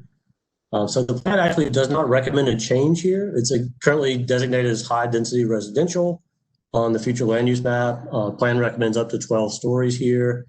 So the comment though is, and I would note that the plan retains that high density residential future land use map designation, but specifically includes some language that encourages and supports office uses as well. And high density residential does envision active ground level commercial uses. So this is another one where there is not a great deal, it may seem like it, but not a great deal of daylight between the plan recommendation and the comment, which is that commercial mixed use would be a more appropriate designation here. Current zoning, again, because current zoning does support those commercial uses, it's IX3, industrial mixed use 3. So the option here is that it's in line, the comment to revise to community mixed use, while it's not in the plan recommendation, it's essentially in line with that plan recommendation to see an active mix of uses here. Rezoning this to allow more height would allow more residential or office uses in a more dense way, which is a key goal of the plan. So that's certainly in line with the plan recommendation. Option 2 is just to keep that plan recommendation, which again, staff thinks would also support a mix of uses here, but addressing the comment would involve selecting option 1. All right, thank you very much. Tika, Haver? sorry, I had to cut in. I'm so sorry. We shouldn't have let Jennifer go. I mean, I can't in good faith participate in these conversations, which means we don't have quorum. I'm so sorry that I didn't jump on that when she asked. I think we still have 6 without you. Okay, perfect. Okay, then. Yep, we're good. Thank you very much. Okay, then if with no objection, I'm going to recuse myself. I'm so sorry. Not a problem. Thank you very much. Okay. Do we have anybody from the public to speak on this? No one is signed to speak on any of these last items. Okay, thank you for that. Any questions or comments from commissioners? Happy to entertain a motion.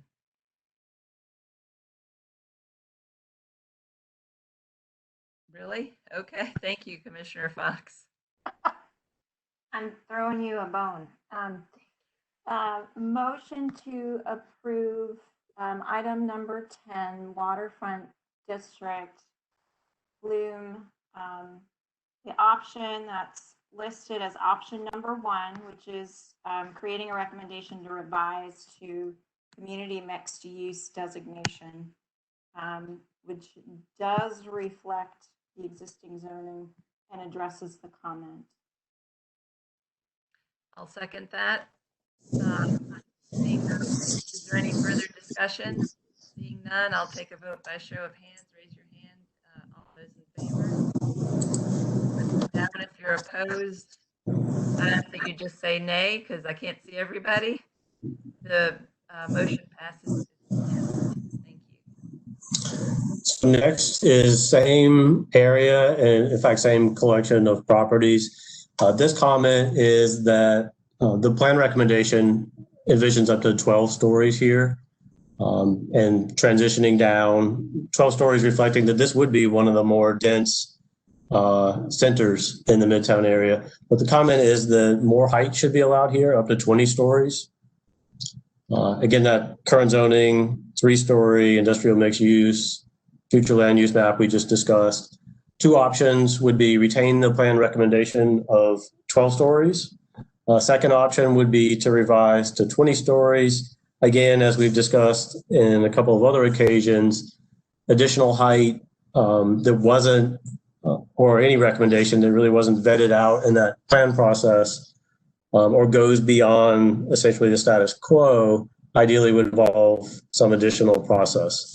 And that can be requested at any time. And in fact, the pending rezoning does involve that request for 20 stories, and that can be certainly considered at the time of considering the rezoning request. Thank you very much.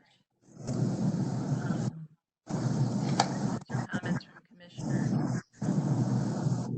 And I do believe Mac Paul, who's representing the zoning applicant here, is on the line and would like to speak.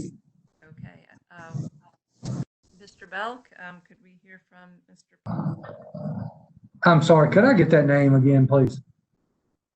I believe it was Mac Paul. Okay. Mr. Paul? Hey, thanks, Don. Yeah, I'll be brief. The owners of this property acquired it earlier this year, so they were not kind of in the picture during a lot of the deliberations on the Midtown plan. They're very excited about it. It's a 34-acre tract, currently industrial. It anchors this end of the Midtown Regional Center or City Growth Center, and it's right up against the proposed S line, the commuter line that looks like it could happen with NCDOT. So a wonderful opportunity for mixed use, and overall very supportive of the Midtown plan. They see this as an opportunity, given the location against the Beltline and the rail corridor, to get some additional height. So just as you saw, the proposal would be to transition to 20 kind of at the corner of 440 and the rail line, and then down to 12 as you move away from there. So that's, we didn't want to come forward with a rezoning and then have you ask the question, well, where were you, during our discussion on the small area plan? But given the fact they just acquired it several months ago, that's why they're kind of engaging at this point in the process. Thanks very much. Okay. Any questions, comments, discussion from commissioners? If not, I'll entertain a motion. Commissioner Miller. I say, going back to my comments earlier about if not here, where, that I am in favor of recommending, revising this plan to recommend 20 stories. This is an area that's along a railroad track and an interstate highway, and it's on the new S line, and seems like an appropriate place for this type of growth and density. So I'm going to make a motion on number 11 with the waterfront district, building height at the north end of Industrial Drive, to approve option number 2 to revise the plan recommendation to 20 stories. Okay, do we have a second? I'll second. Commissioner McIntosh? Second. Thank you. Any further discussion? Seeing none, I'll take a vote by show of hands. All those in favor, raise your hand. 1, 2, 3, 4, 5. If you're opposed, please raise your hand. 1. So we have 1 opposed. Commissioner Bennett. The remaining are 4. Motion passes. Thank you all. Moving on to item 11, 12. Yes, and I actually do want to mention before we finish item 12 that you'll think I'm kidding, but there's actually one more item that staff has added for your consideration after this. It's something that's relatively simple, but I did want to mention that after this, there's one more we have queued up. So this item 12 is the same, again, same area, same project. It involves the street plan. And you see the plan recommendation for the street plan involves envisioning a new street coming parallel to Industrial Drive, bisecting these properties that would be redeveloped and connecting to Front Street. So the option proposed by the applicant is to create a grid of streets here on the north end of Industrial, but not to connect to that future street. And I think the concern is just about the feasibility of that connection. There's a little bit of a grade difference. Also would note that there is a current development plan for this property that would not include a street. So this would be a very long-term connection, but staff and transportation staff do feel that it's important to have these streets on here, even if it is something that takes some time to come to fruition. If there is some constraint that doesn't allow, whether it's grade or something else, a street to be connected, then that can be addressed during the site plan process. But there's definitely not a chance of creating a connection if it's not on the street plan itself. So three options here. One would be to accept that alternate proposal, which staff thinks this does a fine job of creating a grid here along Industrial Drive. Accept that, but with the provision that it would connect to the Creekside Drive extension, which is this street here in orange. The second option would be to retain the existing plan proposal. And then the third option would be to accept that alternate proposal, which would not include that connection to that future street. So those are the three options that are laid out here. Thank you very much. Questions or comments from commissioners? Do we have anybody here to speak from the public? Madam Chair, we do not have anyone lined up to speak. Oh, sorry, you already told me that. Thank you for that reminder. Okay, I will entertain a motion then.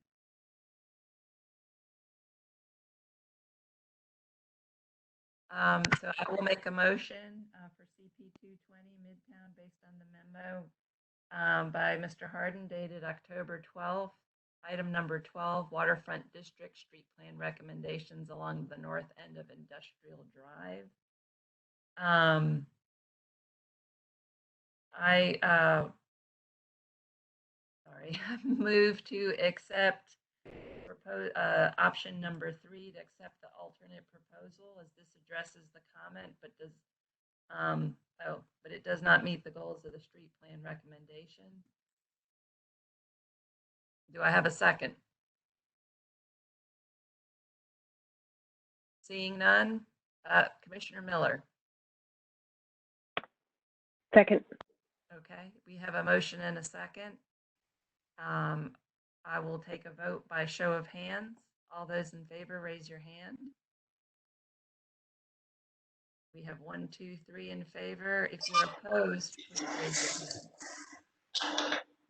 So it's a tie. Can you confirm, this is David, can you confirm which option you were describing? Your sound sort of cut out and I couldn't follow which one what your motion was. Sorry. Option 3, to accept the alternate proposal. Okay. And the vote's 3-3. So, yes, Commissioner Fox. As an alternate option, those voting opposed, were you looking for one with the connection to the Creekside Drive extension? Just curious.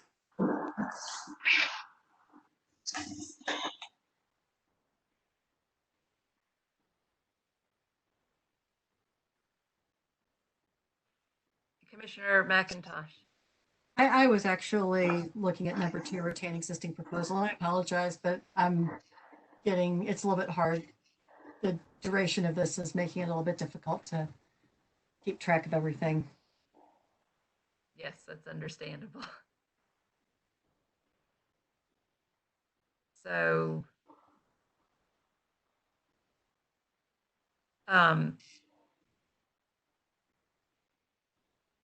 So Commissioner McIntosh, which one did you intend to vote for? I was interested in retaining the existing proposal, the existing plan for the street grid, which was not the motion. Okay, so I have a question for staff. The vote was 3-3, which is a tie. So how do I handle that? It didn't pass, so you need another motion. Okay, thank you. Do I hear another motion?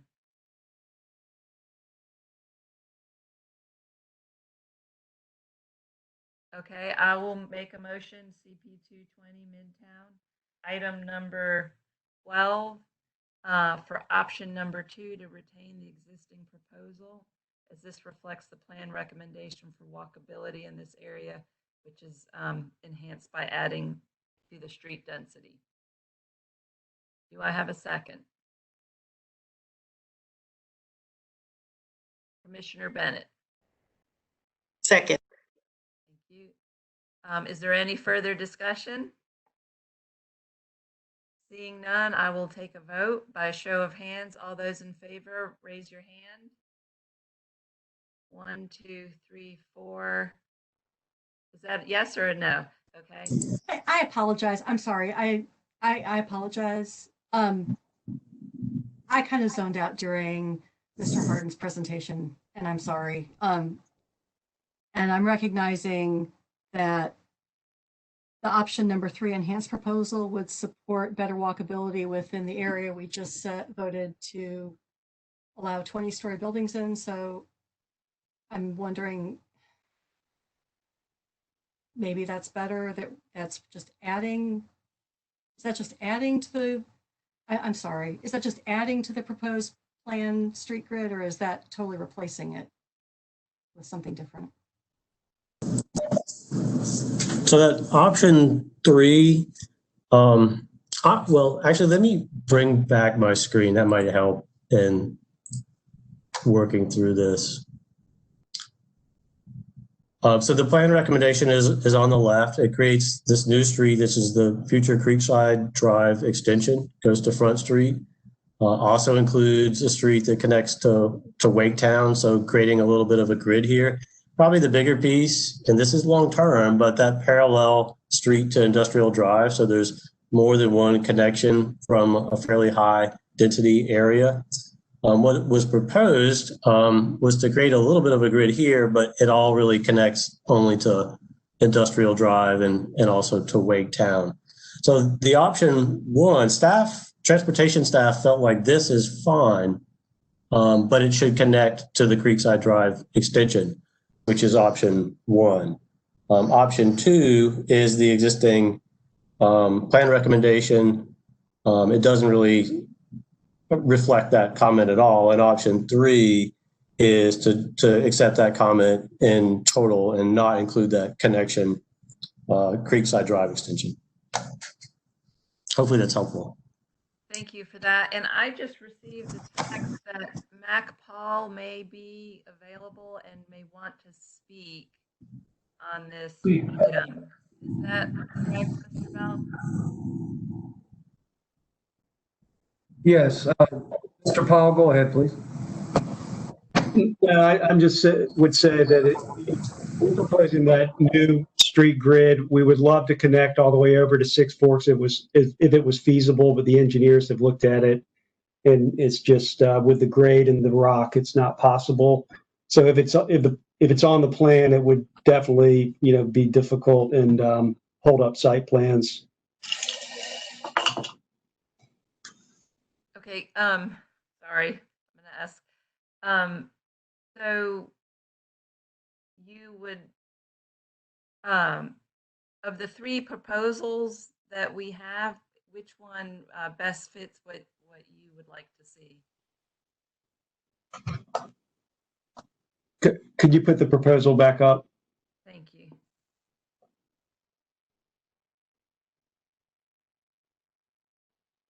I think 1 or 3 is fine. Okay, thank you very much. Commissioner Bennett? So I want to be clear on what we're doing here. Are we doing something that represents the larger plan, or are we doing something to accommodate a specific rezoning? I just want to be clear because that sets a precedent if that's what we're doing. Thank you for that question.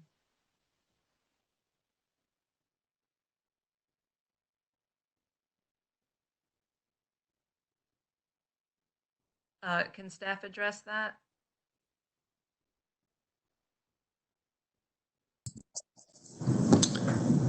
Well, really just to reiterate, the plan recommendation is something that came out of the planning process and involves that pretty key consideration of creating more of a tight grid in this area. Certainly understanding that potential connections in one location or another might be difficult. There is a process for that. If a connection can't happen, there's a process that can be worked through that exists. So that's certainly an alternative. May I follow up? Yes, Commissioner Bennett. So to be clear, my question wasn't really to Jason or staff. It was really to us. When we ask a specific applicant, tell us what you want, that makes me a little nervous. Unless we're going to do that with everybody. Yep. And I apologize, that probably was not good, very good wording on my part. I was having a little trouble following what his request was. And so I was trying to understand it in the context of the three options, see if that could help us, guide us. Thank you. Commissioner Miller.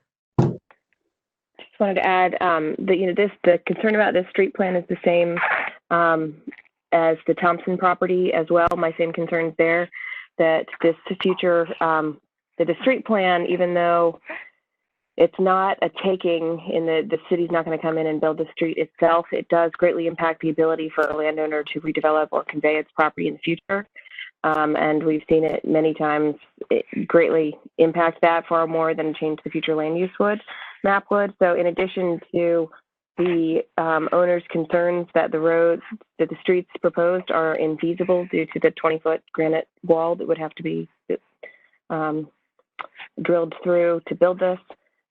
My concern is also that this bisects the property and an existing property, and similar on the procedural side, that this item on putting something in the street map directly through someone's property was not specifically put forward for the feedback and input. So I do understand the desire for walkability in a tall, in this new 20-foot high area, and that's going to be critical. So I would be in support of option number one, to accept the alternate proposal with the provision that it connects to the Creekside Drive extension in order to achieve both goals. Thank you. Commissioner Winters. I appreciate Commissioner Miller's comments, but wasn't there a motion and a second on the table for option two? Excuse me. I believe there was. So I appreciate Commissioner Miller's comments, but we need to complete for option two before there's a discussion if it passes or if it doesn't. Then we can entertain something else. Thank you for that. So on that, with that, if there's no further discussion about option two, I will take a vote by a show of hands. All those in favor of option two, raise your hand. 1, 2, 3. All those, you can put your hands down. All those opposed, raise your hand. So it's a tie. So option two fails. And I will entertain another motion, which at this point we voted on 3 and 2. So that leaves us option 1. Commissioner Miller. I'll make a motion for the referenced memo, item number 12, Waterfront District Street Plan Recommendations along the north end of Industrial Drive, to approve option number 1, to accept the alternate proposal with the provision that it connects to the Creekside Drive extension. Do I have a second? Or Commissioner McIntosh, did you have a comment? I have a question for Mr. Harden, and I apologize. I think part of it is I'm just having a hard time relating the proposed option to on the right to the planned street grid on the left, and understanding we're just talking about the section with the red lines, and I'm just not quite following because the graphics are so different, and I'm sorry. I had the same issue. No, I'm sorry. Actually, I think that's a reasonable comment. And it's definitely a lot to work through these maps. So if we just look at the map on the right, it illustrates the difference. If you see this street is not connecting, the orange street is not connecting to the red area. That's really the point in question here. And I'm sorry, could you just spell it out? Is that the same street as the dashed black and white street on the other map? Yes. Okay, yes, thank you. Yeah, sorry. I see. Yeah, that is the same street. Okay.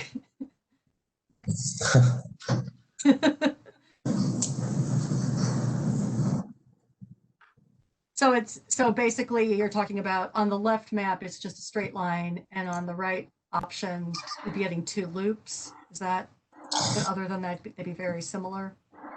Yes, that's right. And there's not, from the staff perspective, a big difference between the two loops and the one east street. The more important part is that north-south connection, whether it connects or not. And I do think it would be the simplest connection, but there's a process for that. If a street plan connection can't be made, we have in the city of Raleigh a process for showing that is unreasonable, and that could happen in this case. I haven't done, and I don't know if anybody's done the engineering to know exactly what that would require. The street plan really doesn't get into that level of detail. And then, again, if there's a place where an issue, then there's a process to handle that. Thank you. So I guess I said there's only one option left, but I guess possibly there's two. One is to make a motion to accept option one, which I think Commissioner Miller was trying to do previously. Would you like to do that again? I guess the other option is to send it forward without a recommendation.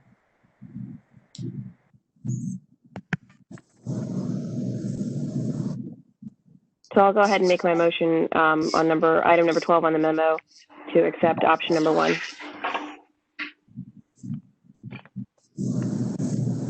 Thank you. I can't see the commissioners. Thank you very much. Do I have a second? Or is there a second? Commissioner McIntosh. Second. If there's no further discussion, I will take a vote by show of hands. All those in favor, raise your hand. That's 1, 2, 4. If you're opposed, please raise your hand. 2 opposed. That's 4 to 2. The motion is not unanimous. Thank you all very much. I know it's hard to stay on top of it for this long and this late through the dinner hour. I understand there's a 13th item from staff.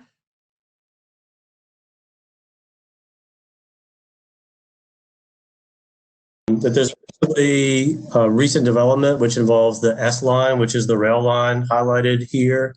NCDOT has received a grant to acquire this and is moving forward pretty quickly to develop some options for how to use that. Commuter rail is on the table, intercity rail, and NCDOT is looking to partner with the city of Raleigh on a grant to do some work around potential station areas, which haven't been finalized, but this is a potential station area down at Six Forks. And one recommendation that staff thinks could be helpful would be to simply include a recommendation to City Council for some future study here. In conjunction with these plans for rail, and in the event that these plans quickly start to take shape a little bit more. The Midtown plan, I would note, did envision the possibility of future rail transit here, but at the time it appeared to be a much more distant possibility, and it didn't spend a lot of time on that or base any recommendations on that potential. So really, as with some of these other items, it would make sense to do some future study here as these rail plans begin to coalesce. All right. Any questions for staff? Is there anybody from the public here to speak on this issue? Probably not, since nobody knew about it. Commissioner Fox. I would need to recuse myself from this particular one. Commissioner O'Haver. Again, this touches my project, so I feel like I need to recuse myself as well. All right, well, we don't have quorum then, so we can't discuss, we can discuss it, I guess, but we can't vote. How does staff recommend we proceed? I would say that potentially this is something, so this will come back to the, presumably, there's a referral back to the full planning commission, be on the agenda for Tuesday. And I would note that there's a lot of detail here that y'all have worked through. So staff would put together some language that summarizes all the different motions and actions, and could include some language about this as well. And presumably at that meeting, you'll have some additional members. And if there's a desire to take that up and to make a recommendation, again, just for some future study, then that could happen as part of the on Tuesday. Okay, that sounds like a good plan. Do we need to take any formal action? I don't believe that's necessary on this point. We can include that as part of the Tuesday agenda item, which would be the referral of the committee. So maybe that's something that just is included as some discussion in the committee report, and then there could be some action on it at that point if that's desirable. If I could, yes. I'm sorry to interrupt. All you're doing is recommending a study. You're not recommending really what you're studying other than this area and how it relates to a transit station.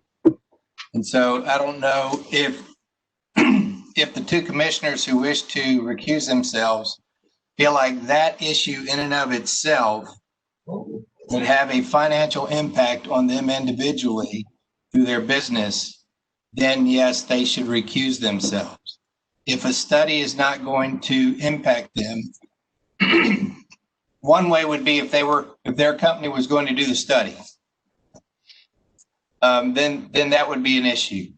But if that's not the case and it's just a study, there's not really an action being taken. There's no recommendation to a change to the map. So I think the only purpose for recusing yourself here would be if you are somehow tied to the study. Does that make sense? If that helps, it may not. Does Commissioner O'Haver?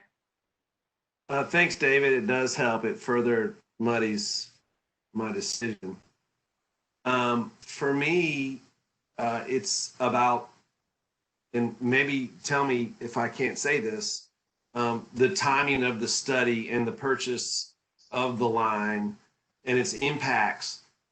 I mean, I'm interested in all of those properties along that rail line, but unfortunately, a project I'm involved in touches that. So, you help me understand that. If you think there's a readily identifiable pecuniary interest, and if that's your feeling, then yes, you should recuse yourself. So you have to look at that yourself. I need to recuse myself. Okay. Commissioner Miller, I was going to say on that note, my recommendation would be to just send it to the Planning Commission for us to review it. And so we can move on with our vote, the overall vote on this plan. and call it a night. Yes. Sound good? Okay. I'm getting a lot of nodding heads, yes. So thank you for all of that input. Hopefully we'll have quorum when we talk about it on Tuesday. Okay, so how do we go about voting on the plan as a whole? What's the most efficient way to do that? Can I just make a motion to approve CP 220 with the changes that we've discussed approval of today, except for item number 13, and remove that to a separate item to address the Planning Commission? Sounds good to me. Thank you. We have a motion. Great. I'll second that. Is there any discussion? David, can Roberta and I assume we can vote on that with item 13? I don't know procedurally. We're removing item 13 from CP 220. Item 13 is, Got it. all right. 10-4. Commissioner Bennett. Uh-oh. Sorry, didn't mean to turn my camera off, but Commissioner O'Haver had recused himself on some other items of the plan. So can he vote on the whole plan? Great question. I think given, my recommendation is that he does not, but because they're now a part of the plan. Okay. 1, 2, 3. Okay, we have quorum, so we can do that. Thanks. Bye, Commissioner O'Haver. Okay, so we have a motion and a second. For this one, I think it was recommended we take roll call. So Ms. Eason, will you give us a roll call? Yes, and I apologize, I didn't get the second. The second was myself. Thank you. Okay, all right, thank you. Okay. Commissioner Bennett, how do you vote? Aye. Commissioner Fox? Aye. Chair Hicks? Aye. Commissioner McIntosh? Aye. Commissioner Miller? Aye. Commissioner Winters? Aye. It's unanimous and it passes. Thank you all very much. So if there's no further business, this meeting is concluded. And I thank everybody for staying on for so long, all the commissioners, staff, and the public. And we will see you all tomorrow.